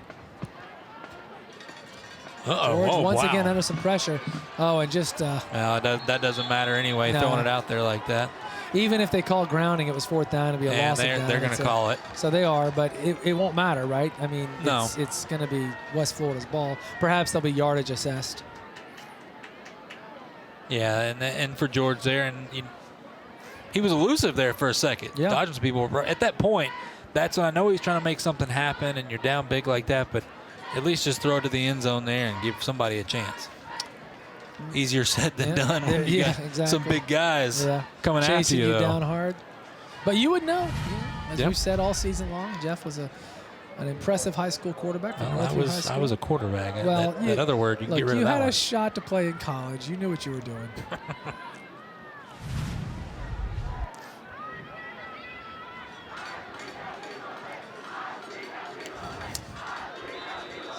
All right, so here we go. West Florida is back on the field. Ooh, nice play. Yeah, fine defensive play there. It's like number 99 for Tate. Yeah, there he is. It was Elijah Edmonds who had the ball and was stopped. Who's number 99, Jeff? Braden Brewster. Well done. In. Bray Brew, we call him. Oh, Bray Brew. Yeah, the sophomore right there. The BB. All right now. Second down now and 10. You know, Coach Lindsay said the cold's not affecting them. I think it's affecting us here in the booth. Hey, look, I had a hot chocolate. Dre hooked me up. That's on you if you're cold. I'm feeling. Says the one that's just bundled up, kicked back in his chair, having a good old time. Second down now. And another good play from the Tate defense. That might have garnered a yard, but it's going to bring up third down and long for sure. Yeah, like number 4 for West Florida Tech, Elijah Edmonds again. Yeah. And we see Simmons come back into the game and running back. And we hadn't seen a whole lot of Wildcat tonight out of the Jags that we've seen the past couple weeks, but who knows? That's true. Jaheim Simmons is such a good running back, and you know, on third or fourth and long, it's third and long here. They'll be, I think, just as content to give him the ball, Jeff, as they would to throw over the middle or throw a long pass. He's so effective. Third and long here.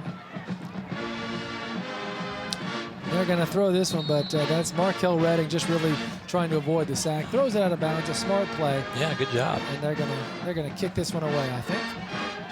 And for Tate's defense, hey, I mean, you got to come out with the positives here when you're down like this. No doubt. Great job of the defense making yet another stop for the Jaguars. It's very good, very good. So Tate's going to get the ball back. Now, Jeff, midway through the third here, is it too early for West Florida just to start? I mean, they got Jaheim Simmons just to start running it, trying to roll that clock, or do you just not think that way yet? I think you just go ahead and continue with your game plan. And the reason I say that's because you don't got a game next week. Go ahead and get some guys in the game. And this is a big moment. I mean, this is a teaching moment for them. Get them some game experience to roll into next year. The Brownsville Welding sideline report all year has been great. Clayton's been telling us the stories from down on the action. He's going to do it again right now.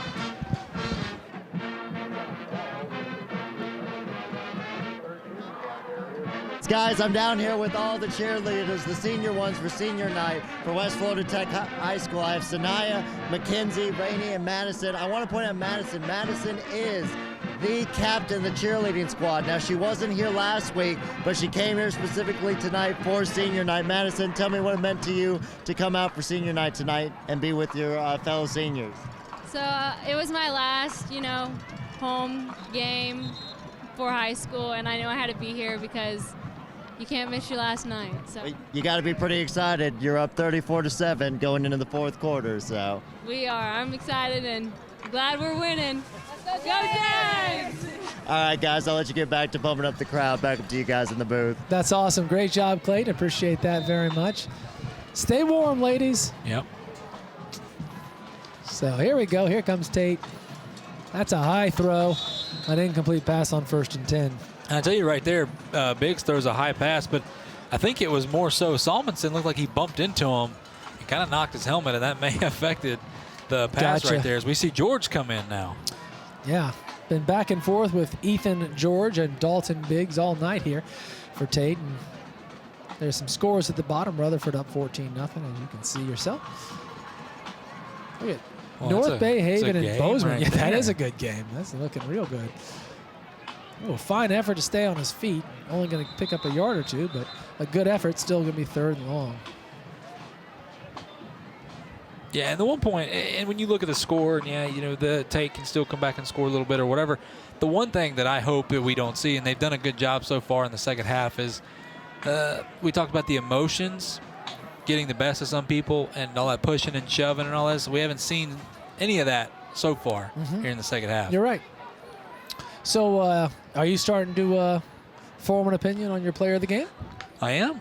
Really? Yeah. Okay. Rolling out and in some trouble here. And he's going to go down. Big play there. Ethan George will lose a bundle, and we may have to see a punt here. Jeff, we've been saying that at this point just go for everything, but deep in your own territory, down big. It's going to be 4th down now, and about 25, I think, after the loss of 6. Yeah, Tate's going to go ahead and send the punt team out. They hate to do that. It's not 25, by the way. It's closer to 4th and 20, but they got to here. It's just 4th and 2 now. You're shooting yourself. You've already shot yourself in the foot a little bit. Trying to make something happen. It's just not working right now, so just punt it away and hope for the best. Ooh, good looking punt there. It's going to get a nice bounce, too. Good roll. Yeah. All the way back down to the 42-yard line. So with 3:25 to go, that's where West Florida is going to take over, and that's Markel Redding, who's been leading West Florida throughout the evening here. Yeah, and good punt, right? Matthew Johnson. Of course, he's the kicker here. He's does just about all the kicking for the Aggies, and you saw him right there wait for the pressure to come. That way his team can get down there to cover the punt. Great job. Yeah. Yes, sir. Yeehaw. Of course, my dad. How about this? He is a Tate alumni. Oh, okay. Cool. Didn't know that. Yeah, absolutely. Did he play anything? Basketball. That was it. Cool. Yeah. Run up the middle here, and that's Jaheim Simmons. Well, that's just, once again, that's that mean style of running. Yeah. The man that just waits for people to come hit him. You get the feeling he wants you to. He's like, I'll wait. Come here. That's the one that when you go after that guy and you look, and normally they're trying to run away from you, and he turns towards you. He's like, as a defensive player, you're just like, uh-oh. Never mind. So an Anderson Subaru, 1st and 10 after the fine 12-yard gain from Jaheim Simmons. I'll tell you one guy that we go back at how many good players we've had here in Pensacola. It reminds me, Trent Richardson was the guy that just welcomed contact every single time he got the football. That's so awesome. Redding's going to hand this one off right up the middle. That's Simmons again, who gets back to about the line of scrimmage. Never actually does officially go down. He ain't easy to bring down.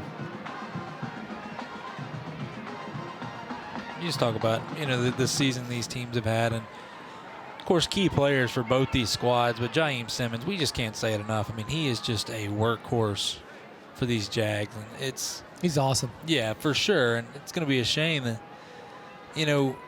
that season turned out the way it did for these guys, because this is a good squad. Of course, we talked about it last week. They had the 2nd toughest schedule in the state. It's a big deal. Cannot underestimate that. The positive is Mr. Simmons is only a junior, so we got a whole nother year, Mr. Simmons. And there he is, and a whole nother year of runs like that. A nice gainer. Looks like he picked up about 7, needed 8, so it'll be 3rd and 1. as the clock continues to roll. This really has been all West Florida. Had one big touchdown early on by Tate, and for a moment there, they were actually leading 7-6, and seemed like we were going to settle into a fine game. But since about midway through the second quarter, this thing's really been all West Florida. Third down, and like I said, about a yard from the 36-yard line of Tate. Yeah, I'd expect them to keep it on the ground here. And they do. That's a good expectations. I'd expect him to stay in bounds too, but I'm not sure that he did. No, looks like they're going to stop the clock at 1:20. This is what I was talking about earlier. You know, it's like just stay in and roll the clock. You're in great shape. You're going to get 2 wins in a row here. You know, West Florida coming into last week when we were here, as they played PHS, they were 1-7. Now they won that game in 2-7. Now they're going to win tonight. They're going to go to 3-7. 3-7 isn't great, but I'll tell you, when you were 1-7, you sure would have taken 3-7. Yeah. Well, you end the season on a hot streak, and I think that's the key point going into the offseason. Of course, a lot of these guys play multiple sports as well, but you talk about going into the weight room and everything. It's about how you finish, and you know you'd like to start better, but the more important part is coming out these last few games and just competing. That throw a little bit high, had a shot to be picked off, not to be.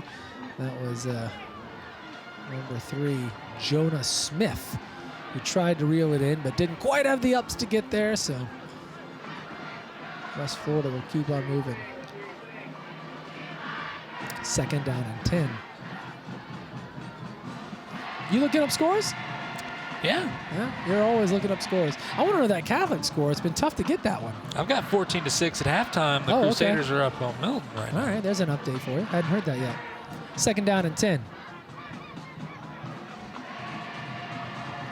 Simmons again, looking really, really good with another huge gain.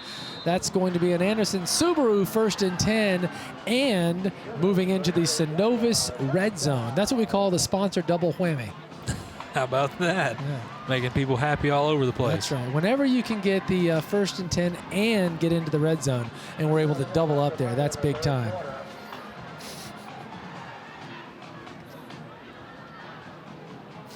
Clock is rolling, as are the Jaguars. Let's see. Redding hustling back onto the field here. Wind's starting to blow a little bit.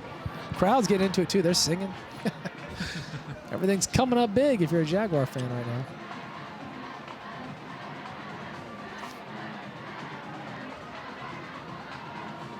Gonna keep it on the ground. This time it's Elijah Edmonds, who's also been terrific tonight and all season. Second down now. Yeah, Edmonds, of course, is a senior this year, so this is his last game. Last game. Do you remember your last game? Let's see. In football? Yeah. Oh, yes, I do. Okay, first of all, we get it. You played other sports. Well, La-ti-da. Oh, Christian, you're geez. going to have to be more specific. Well, when you look at the quarters over, so Christian, go ahead. So the quarter ends. It's 34-7. The quarter starts with a bang, the kickoff return. And that's the only scoring we see throughout. So when we come back, the culmination of the game and the culmination of our season on Friday Night Rivals from Hill Kelly Dodge Chrysler Jeep Ram.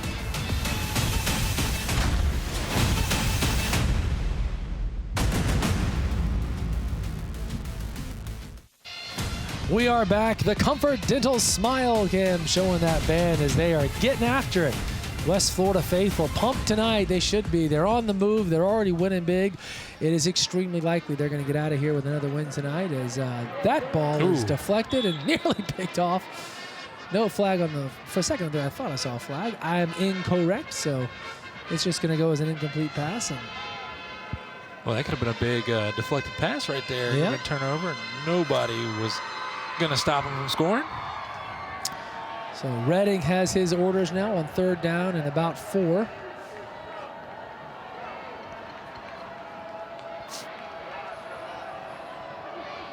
And you know they'd love to get in the end zone again, too. Oh, for sure. Going to run this thing up the middle. Great job right there. Fine defense. Yes, indeed. That's Elijah Edmonds who's brought down. That's a loss of a couple. And once again, Mr. Braden Brewster, the sophomore, coming up big. Bray Brew, the BB. The BB. Yeah, that's right. So it looks like we're going to see a field goal attempt here, and that's Jaden Hammond, of course, who handles such duties for West Florida. So he's on now, and this is going to be about a 32-yarder, it looks like. Mr. Hammond's a senior as well, so get him a field goal to go out on. A nice way to end your season and your career. It's up. It's just short. Didn't quite have the legs. So West Florida's going to turn it over, and that's where Tate will take over at about the 15-yard line.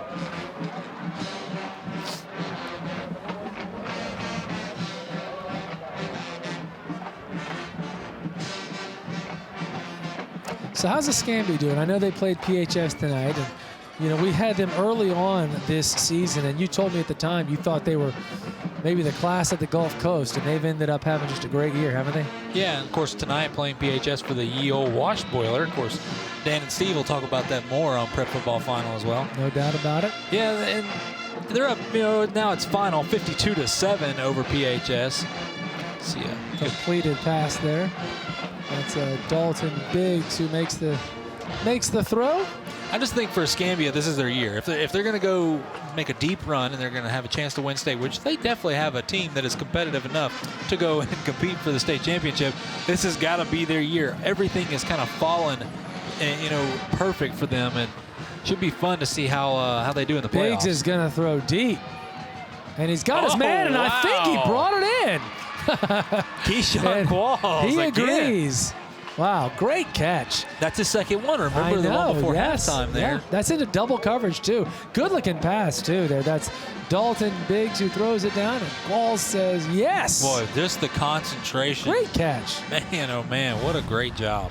That's well done. Making it look easy. So that's a big play for Tate. They needed that. It's going to be a 1st and 10 Anderson Subaru situation. This time. Ooh. That's Salmonson who slipped, coming one way, tries to go back the other, not going to work out, and that's going to be a loss of about 4. Yeah, well, the way it's went for Tate, like, hey, just go ahead and throw it up again right there. That's been their biggest plays all night long. They've had some success with that, no doubt about it. You know what I'm looking forward to? What's that? Well, going back to the beginning of this season, and Clayton Habecker, our sideline reporter, of course, you told me, hey, he was a mascot, so this guy knows what he's doing. He's been throwing those T-shirts all season. We're going to see him do that one more time. He's got a cannon. He knows how to hit the right person out in the crowd, and it's been fun watching Clayton mix it up. He's done a fine job for us all season long. Yeah, you know, I saw him in the gym the other day, and he had the weighted T-shirt, you know, really letting it go. And he only lifts with that one arm, though. Have you noticed that? Yeah, absolutely. Yeah, he's just strengthening his right. Well, hey, you know, that's the golden arm. That's the golden arm. No sense of wasting any time on the other one. Agreed. So we'll...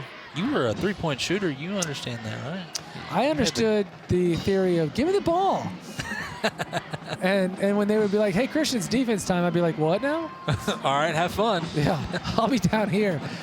Biggs is going to throw the end zone after a fine play, and that's a touchdown. Let me tell you what, that is a great play from Dalton Biggs. He was under some real pressure, rolls way out, unloads from deep, and completes the pass. What a play. And once again, his favorite target, Keyshawn Qualls. Yeah. Just watch this, folks. Great job by Dalton Biggs. Like you said, rolling out.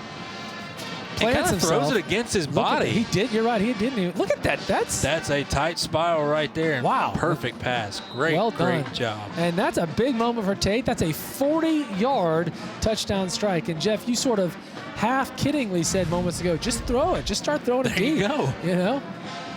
Makes a lot of sense. Wow, that's well done. And good for Tate. That's a good moment. Matthew Love that. Johnson on for the extra point. Yeah. And there you go, Mr. Reliable. All right, so that makes it 34-14. It also means we are going to take a commercial break here. Friday Night Rivals from Hill Kelly Dodge Chrysler Jeep Ram. We'll be back. We're back live. Believe it or not, folks, it's November. And high school football season is starting to wind down. Still some playoffs to come. It is not 34-4. Just for is that what the score said? I didn't catch that. 34-14 is our score. That's here with about 9.5 left in the fourth quarter. Yeah, and this is the final game of the season for these two teams. Neither one will be going on to playoff action. Of course, this is our final broadcast as well. Got an onside kick here, and it did kick off the West Florida player, but it looks like another one was able to recover it. They were. So a good effort on the onside kick, but not to be, and that's where West Florida will take it at about the 47-yard line. Yeah, and a good idea to do the onside kick. Yeah, down 20 right there. Why not? I think it's great. You know, Tate has absolutely refused to say this game is over. You know, we saw them hustling. We've seen onside kicks. They don't seem too concerned with the score. They say, let's just get after it. It ain't over till it's over. Speaking of onside kicks, I know you're a big fan of them after your Sooners the other day. You know, Now, let me ask you something. Are you familiar with the general manager at WEAR/WFGX? Am I? Yeah, do you know who that is? Do I need to be? Guy named J.C. Lowe. Good guy.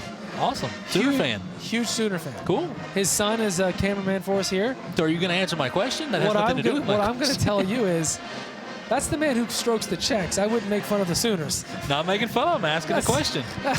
I don't know. I guess that answers my question. There was if you want. a little bit of a tone in how you brought that up. Second down and 10.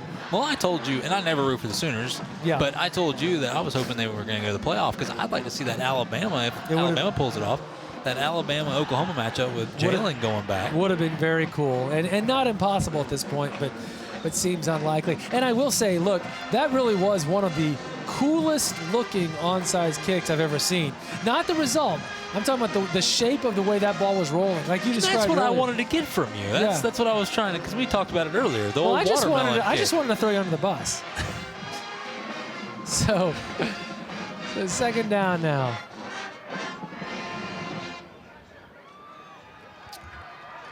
Got ourselves a penalty here. That's a delay of game, and it's going to bring up second down and 15 instead. So West Florida, you know, I got to believe, Jeff, they really just want this thing to end. It's a cold night. They're going to get the win. Billy can play here. Ooh, good defense. That Tate defense have had some big moments tonight. And Mr. Johnny on the spot, Keaton Salmonson, playing a little defense. It's a great play right there. Yeah, great job by them. And, you know, the other thing with that is they want to run that clock out. I think Tate knows it, but Tate's coming out and they want to make this a ball game. Yeah, you got 8 minutes left. You're down by 20. That a lot of things can happen in 8 minutes. Yeah. It's just 3 scores. Third and very long at this point. I always like trying to figure out the math on these. It looks to me like right at 20, maybe 22.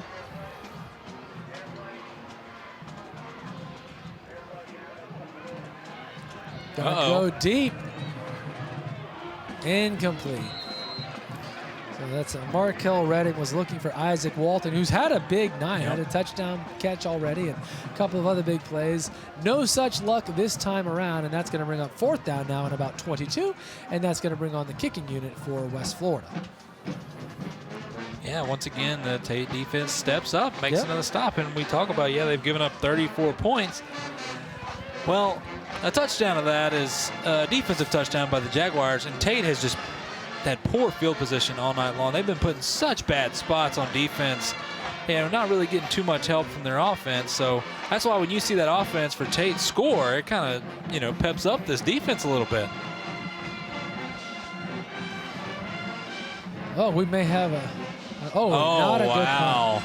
Some big pressure there from Tate leads to a lousy punt. There is no flag. It was really timed perfectly there. Did you see that? Yeah, and the pressure is what got in his mind is he kind of he got caught looking at the guy running towards him. I don't blame him. I would have been looking at that as well. I mentioned earlier, Habecker has been doing the throws out to the crowd here with these shirts all season long. This is our Brownsville Welding sideline report. And look at that cannon. Look at the precision right there. Just hitting them. Man, oh man. Let's see if he can get one to us. He could. He's trying. Oh. He comes up just short. Just short. He has fun with it, though. Doing a great job. 1st and 10 now. We got a flag. This one could be coming back. Yep. That's Jonah Smith who got the little pass there. Dante Thompson with a big tackle right there. But like you said, flag on the play, and sure enough, that is going to be against Tate. we have a player down? Looks like we have a player down, and looks like it's an Aggie. Okay. I believe. I can't tell. It's on the far side of the field. And we've not had an injury Yeah, all it's been night. a clean night. Yeah, maybe the first time this season. We could have said that until just now. You can see him walking off the penalty there. That's Jonah Smith for the Aggies. Who was the man on the run there. So the penalty goes against Tate, and it's now first down and 15 back at the 45-yard line.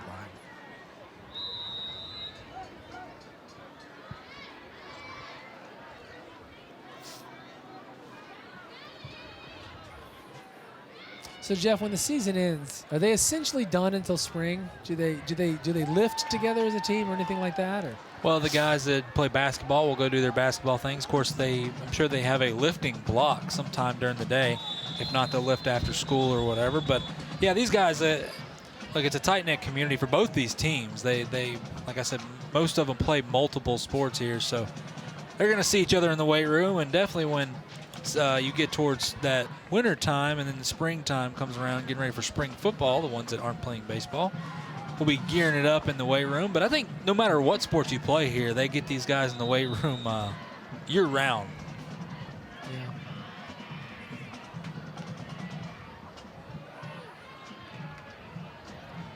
There's Solmonson, who carries it for about 6. He's been a real workhorse tonight. I know you mentioned we haven't called his name much. We have called it more than anybody else. Yeah.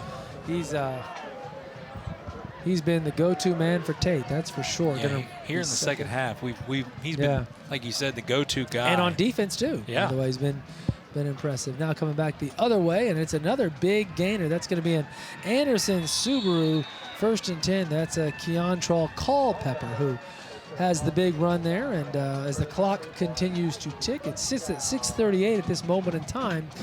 And, look, to your point earlier, Tate, they're not willing to say this game's over.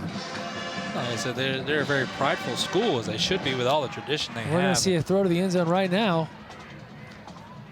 Going to be a clean play, nothing doing, so just a second down. Yeah, and a good job right there by Dante Thompson. You saw him just kind of putting his body against him, boxing him out right there. And, of course, the refs are not going to call pass interference, especially when you've got your head turned, looking for the football. Got to be a little bit better throw by Biggs, though. Yeah.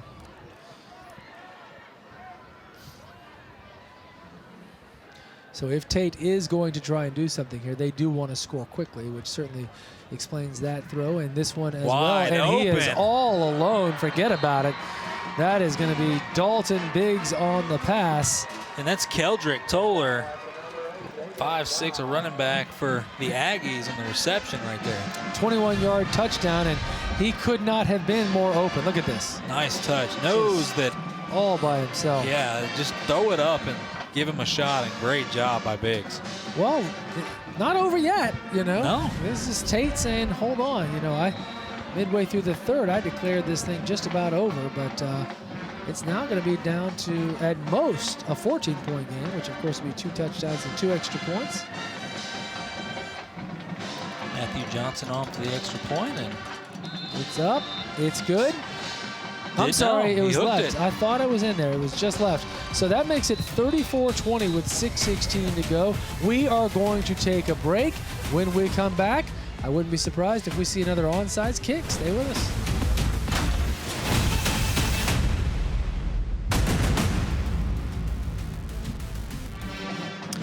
We are back, and as you can see now with 6:16 to go, it is 34-20. And remember, Jeff, West Florida had 27 at the half. They opened this half with a kickoff return. That's been their only offense this half. You take that away, and all of a sudden it's 20-27. Here's the onside kick. Comes right. Oh, maybe an offsides here because that flag was thrown quickly. It was fielded very easily by West Florida, so it wasn't going to be a recovery from Tate anyway. And yeah, that's going to be an offsides on Tate. So the onside kick is not successful. Now, do they kick it again? Yeah, they're going to re-kick. Oh, okay. All right, so here's a question. If they re-kick it and they do another onside kick, is it still just the 10-yard rule? Yes. Well, then it's to their benefit. They get another shot because that one wasn't going to work out. This actually worked out better for Tate. Yeah, but for West Florida, it's a shorter field for them to score. Well, sure, yeah, but that means you, nothing at this point. I mean, they're up big anyway. For Tate, they get another chance. Oh, and this time they don't do it. Quintarius Gaines, the reception right here. Thought for a moment there he might lateral. Still on his feet. Going to be down at the 26. So why do you think they didn't? Well, I was going to ask you the question earlier. So you got 6 minutes left. You got 2 timeouts. Your defense has played really well. Do you go for the onside kick and give them a short field?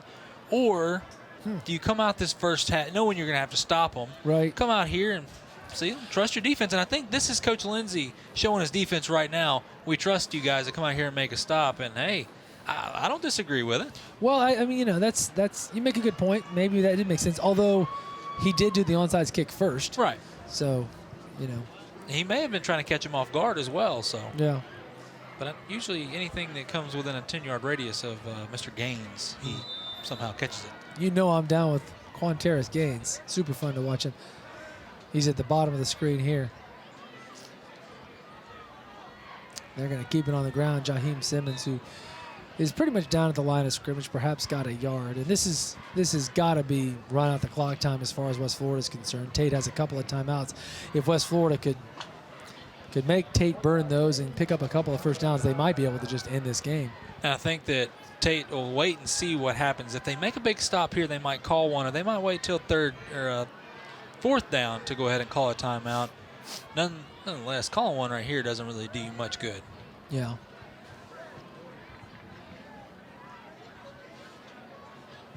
Second and 9. Oh, the high boy. Snap. And this could be a turnover. Just fall on it. Yeah, He I was about to does. say, really, really smart play by Markel Redding right there. Because if he tried to pick that up. Absolutely. Holy cow. Boy. Wow, how about that? And that was really not a good snap. That was way over his head. Watch this. Yep. Just no chance at all there for Redding. Just a bit outside right exactly. Wow. For a moment there, I was like, oh my goodness. So obviously now it's 3rd and forever. That's a loss of 15. It's now 3rd down and about 25. Here for Tate, just keep everything in front of you. Get you a big stop. Well, they may just run this with Jaheim Simmons. Nope, they're going to try and convert. Ooh. There's Simmons on the catch, and he has a big gain. He needed 25 or a little more even, and he picked up about 15 of that, which essentially gets them back to where they were before that snap. So it's going to be 4th down now and long. And Jackson Stafford, the young sophomore right there, was the one that had to come up and try to force Jaheim Simmons out of bounds, and he took a blow from Mr. Simmons, but nonetheless did his job and force 4th down. So Tate will get the ball back, and to your point earlier, they kick it deep. They don't go with the onside kick. They're going to get a chance to do a little damage here. That's number 4, Keyshawn Qualls, who's had a great night. He's going to be back receiving this punt right at the 50. So you got to believe that Tate's going to get pretty decent field position here. And we know they can score quick. We've seen them score quick tonight. That's a great punt. That's one of the best punts we've seen all season. Fair catch called for at the 40-yard line. So 60 yards away from an end zone here. And the Aggies will come back out onto the field. They've been playing with 2 quarterbacks tonight, both Ethan George and Dalton Ross. Looks like they're going to have George on the field right now. Is that Ross? Biggs is on the field right now. Oh, sorry. Oh, right. My bad.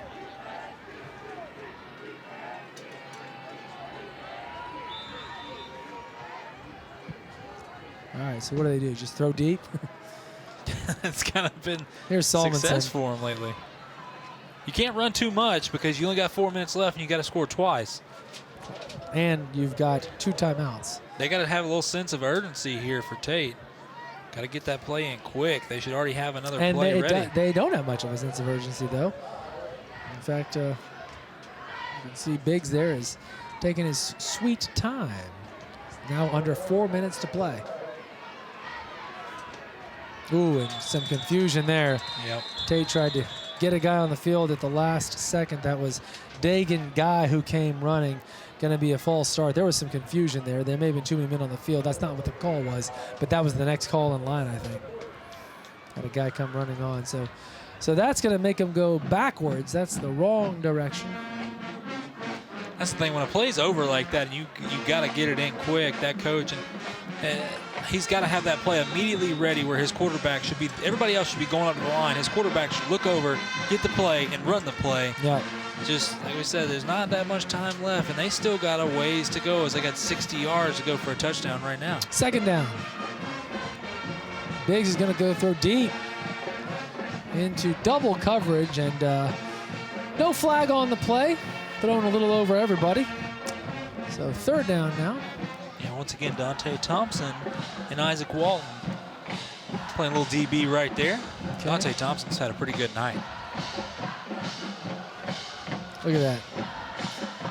It's the Aggie band getting into it. Yeah. What else is no matter right? what. Exactly. Darn right.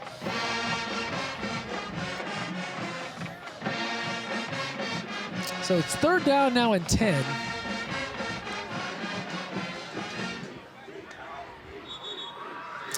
Man, oh man, another flag. Another flag on the play.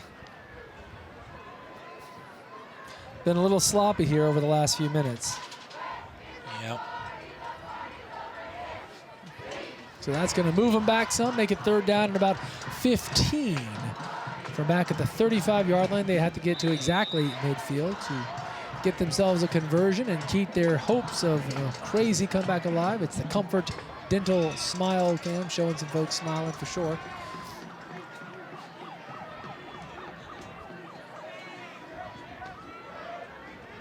Biggs is under some real pressure here, but he is able to unload it, and the pass is dropped. That was Culpepper he was trying to hit. And for West Florida, you had number 7, the Ashton Terrell, applying the pressure, forcing Biggs to probably throw that a little sooner than he wanted to. Yeah, he was under real pressure. It's 4th and long now, 4th and 15. A last ditch effort here for the Aggies.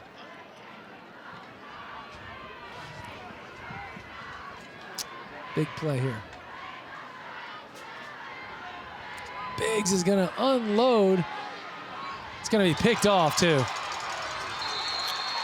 William Carlisle, once again. Carlisle was our player of the game last week. Tonight we've seen him pick up a fumble for a touchdown. Tell you what, I've kind of got in my mind who I want to pick, but Mr. Carlisle just always seems to find his way. And maybe he found his way again for a player. Well, that's the second turnover tonight he's directly responsible for. One of them he returned for a touchdown. It was a fumble recovery, and then this, of course, the pick. So now Tate still has their 2 timeouts with just over 3 minutes to play. Again, West Florida really just wants to end this thing. But they're going to have to get a couple of first downs to do it. Ooh, double reverse. Yes, indeed, and lots of room, too. Lots of room. Big play here. Ooh, that's a Lamont Green right there on the play. That was fine looking. Yeah, the double reverse, I feel like it fails more often than not, but that was good. It's a high risk, high reward play. You see it right there. A lot of times right here it'll get blown up. But the defense doesn't have a clue it's coming. You get your blocking down correctly. That's what it looks like. So they shift the field considerably now as the clock continues to roll, under 3 minutes to go. 28-yard gain on the double reverse. So it certainly worked that time.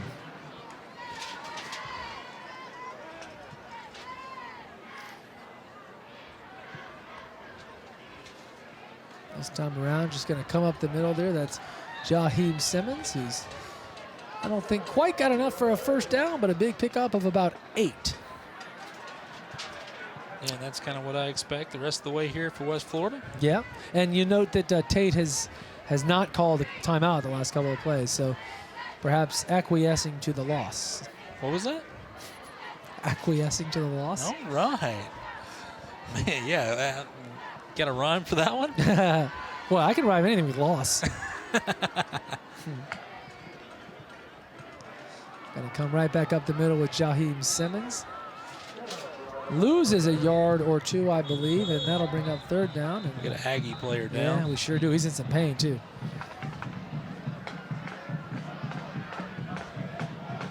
Really hate to see that with under 2 to go at the end of the season. You don't want somebody to get hurt. Let's hope it's... Yeah, Warren Henke is the Aggie that's down right now.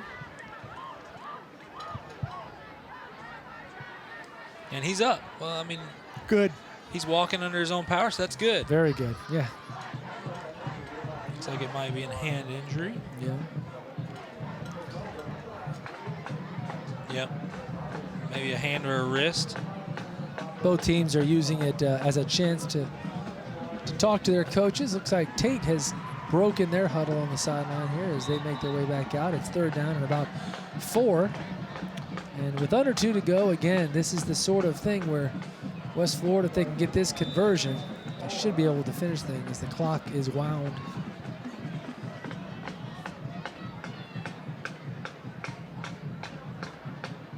Simmons again, he's got some room as he gets out wide, and that's going to be a first down. And then some, forget about it. Jaheim Simmons, his 3rd touchdown of the night, perhaps the most impressive of the bunch, and a nice exclamation point for West Florida now, as that's going to get them to 40 after the 31-yard touchdown scramble from the most impressive Jaheim Simmons. Yeah, just once again, we talk about him being the bell cow, and all year long he's battled and battled and battled. And you talk about a 2-win team, how tough it is, and every week he comes out and competes, and you just, man, you feel so good for that young man right there. So it is 40-20. The extra point is up and blocked and not going to be converted. So that is where that will end. But a nice moment for West Florida to wind down the season here as they're able to get into the end zone one more time. Boy, it's been an ugly night for extra points and field goals. You could say that for the whole season. That's true. That is true. We haven't seen a bunch of big-time kicks there. Not too many people have the leg that Mr. Garmin does. I saw you out there before the game, kicking 45. I feel comfortable from about 60. Yeah, well, I mean, you were talking to people as you were kicking 45. I was signing autographs as I was kicking from 45. You're just a man of the people. That's part of it. You wouldn't know, but it is. No, I would not. You are. Hey, look, there you go. Right. I'm on TV. Oh, my favorite. Where's that camera? There you go. No, Dre. This is me. Jeff, try to get in. Nope, I'm good, dude. Good. That's smart. I wasn't going to let you. No, I know. Hang on, there we go. Hi, everybody. Oh, look, I see what camera it is. Way over there in the end zone there. Oh, yeah, I'm wearing my... Oh, I'm busted. Wearing my Sooners skull cap. My UWF boss is going to be texting me momentito.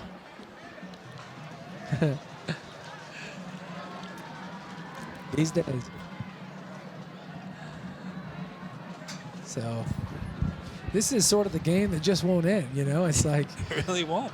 Tate, I love it though. They said this is not done. Now that one was all West Florida. Nice exclamation point. I'm happy for Jaheim Simmons having such a big night. Yeah, and it's good for Tate the way they came back and yeah, for sure. Could have easily just folded down 34-7 and did a really good job. Made it really interesting there for a couple of minutes. Thought, wait a minute, look at this run.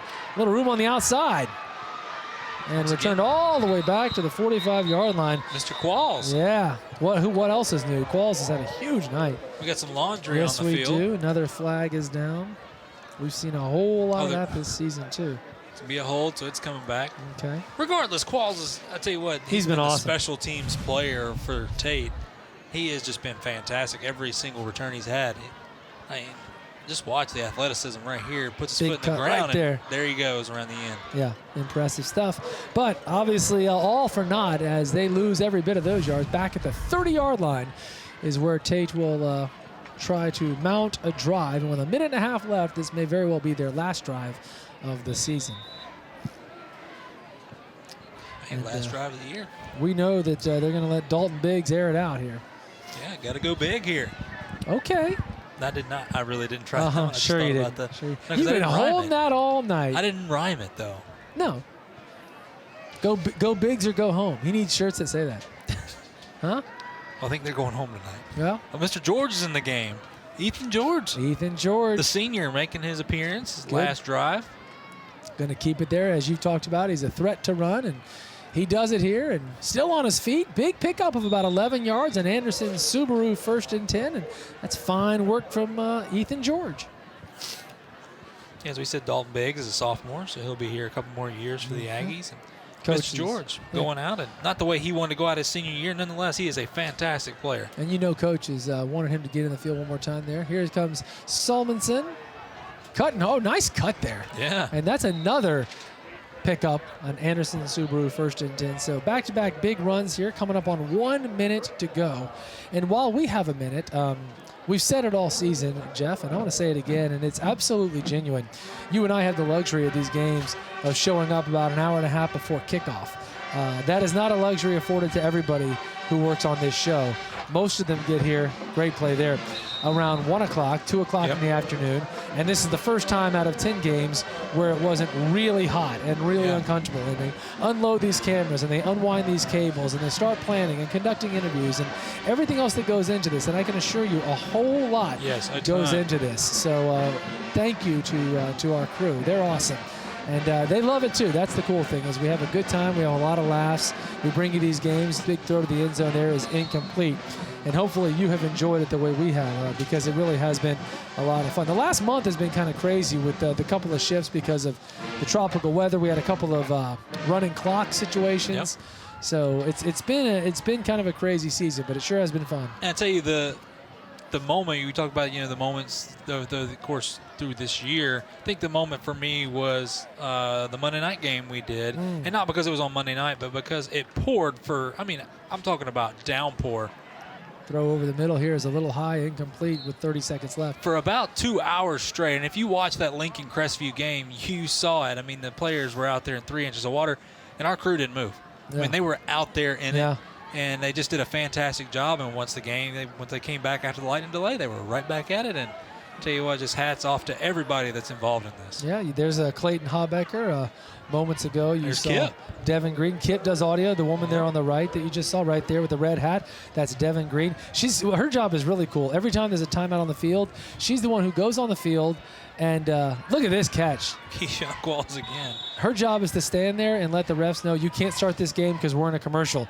And they know to look for the person in the red hat, and that's been Devin all season long. So there she is. Yep.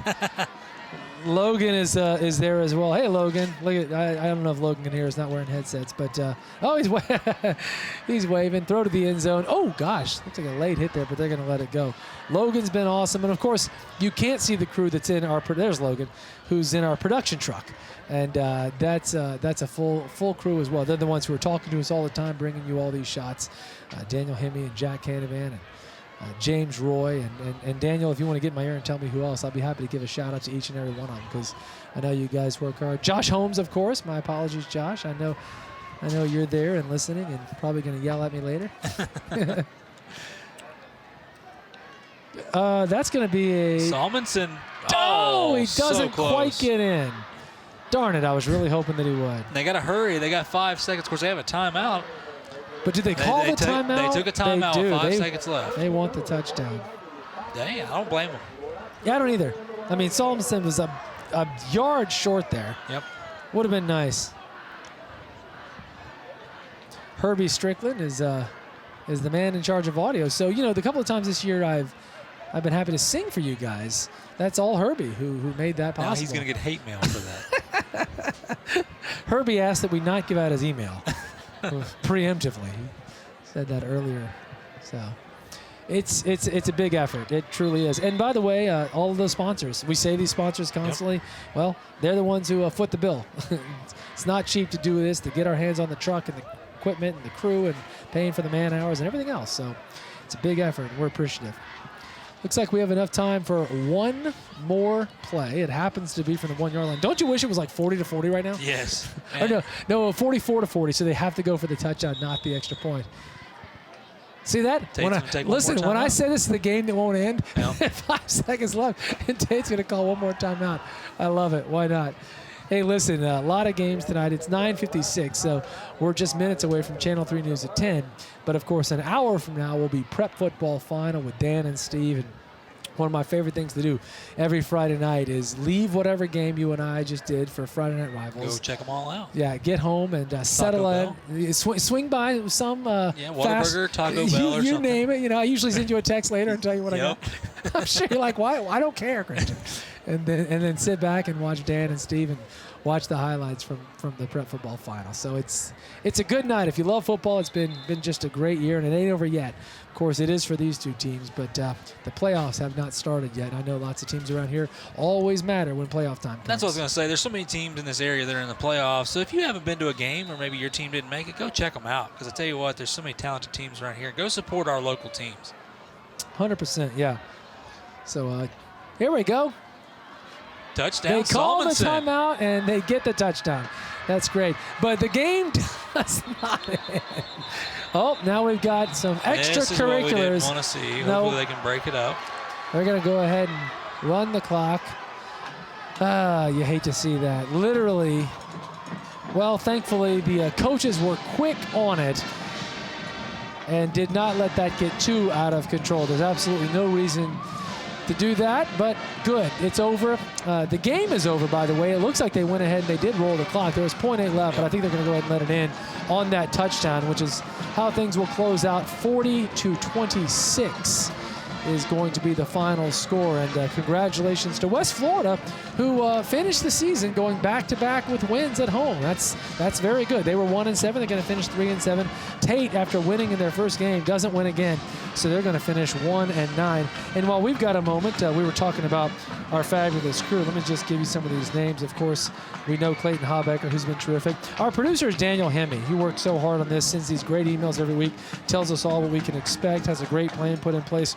Jack Canavan is the director. Jack, why don't you switch cameras real quick so they can see your... That's not Jack you're looking at. Jack's the guy who presses the buttons that makes sure you know what action... That's Jack going back and forth. Herbie Strickland, we said. Kipley, of course. Joshua Holmes. Devin Bryan, of course. The woman in the red hat. James Roy. Caitlin Corum. Andrew Velasco. Mark Sukal. Sam Lowe. And then up here in the booth with us, you never hear him, but Dre has been the stat man all season long. Yeah, he's just great. He literally sits up here with Jeff and me, and whenever you hear me say something like, Dre, come here real quick. We're trying to put you on TV. Got to get on TV, Dre. Where's Dre? There he is. There he is. The camera's over there. Look for the red light, Dre. Look for the red light. He's been amazing. So whenever you hear me say, that's a 31-yard gain or whatever it happens to be, I'm not that quick at math, as you probably have surmised. Dre is figuring it out. He puts a big whiteboard up next to me so I know what to say. So it is quite the team effort, as you've heard. And we're glad to have brought it to you all season long. Certainly hope you guys have enjoyed it. Of course, we're not finished yet. We still have to find out who your player of the game is. And obviously the big trophy presentation here coming up in just a moment as well. So while we await the trophy presentation, do you want to go ahead and tell us who you've chosen as your player of the game? I think I want to go to break first. I don't think you want to go to break. I think the producers, Daniel Hemme, who I mentioned moments ago, said that. So, all right, why don't we do that? We'll take a break, and we'll come back and do the player of the game and the trophy presentation.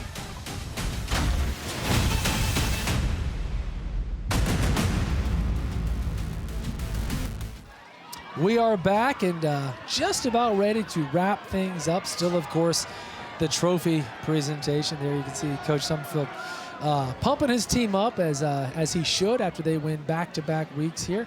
In just a second, we're going to find out, Jeff, who your player of the game is. But Robbie Hughes and Steve Wise are two members of our crew that I did not mention. And I know you've appreciated their work all season because they've operated the Skyview drone, and they have truly given us spectacular images. It really added so much to the broadcast. So definitely wanted to give them a shout out as well. And we'll do the player of the game in just a moment because I can see the team kind of making their way, it looks like, over toward Clayton Habecker. And if that's the case, I would prefer that we go ahead and do this trophy presentation. 2 weeks in a row.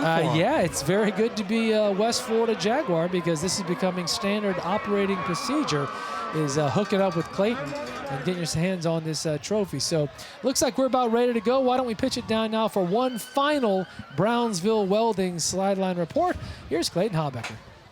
Guys, I'm down here with Coach Summerford. A great win for you guys. As the old saying goes, it's not how you start the season, it's how you end the season. Now, tonight being senior night, tell me about the seniors a little bit. Talk about those guys. Unbelievable group. That's what I just told them. I said they faced all kind of adversity. You know, people talk about them and all that kind of stuff, but I'm going to tell you, they came together as a family. They got better every single day. We didn't have a bad practice this year. They got better every single, and that's what West Florida Way is all about. And I'm so proud of this group. There's some great football players, and more importantly, there's great men in this group.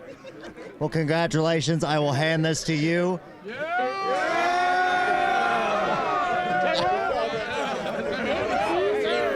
Congratulations to West Florida Tech as they get the win. So now, Jeff, one more piece of business to do. I have a feeling I know who it is, but why don't you tell us who the player of the game is tonight? It's going to be number 25, Jaheim Simmons. And, you know, I had a couple other guys in mind, but that last touchdown solidified it. Yep. The man works so hard. He does so much for this team. Even if the ball's not in his hands, how can you go anywhere else? I mean, when, you know, this is normally just a player of the game. Well, this is the player of the season for this Jaguars squad. And guess what, folks? He's just a junior, so we're going to get to see him get bigger and stronger and do the same thing next year. Tell you what, Mr. Simmons, this is well-deserved for a year-long award. And in those highlights, you saw 2 of his touchdown runs. And this was number 3 late in the 4th quarter. And a great way to cap his season, and certainly a great way to make sure that West Florida got out of here with a win. So congratulations to Jaheim Simmons, who is our player of the game. Congratulations to West Florida Tech. That'll just about do it. And one more time, we remind you to tune in tonight to Channel 3 News at 10, which is occurring as we speak. And then, of course, Prep Football Final with Dan Shugart and Steve Nissen. That starts at 11 o'clock with highlights from up and down the Gulf Coast.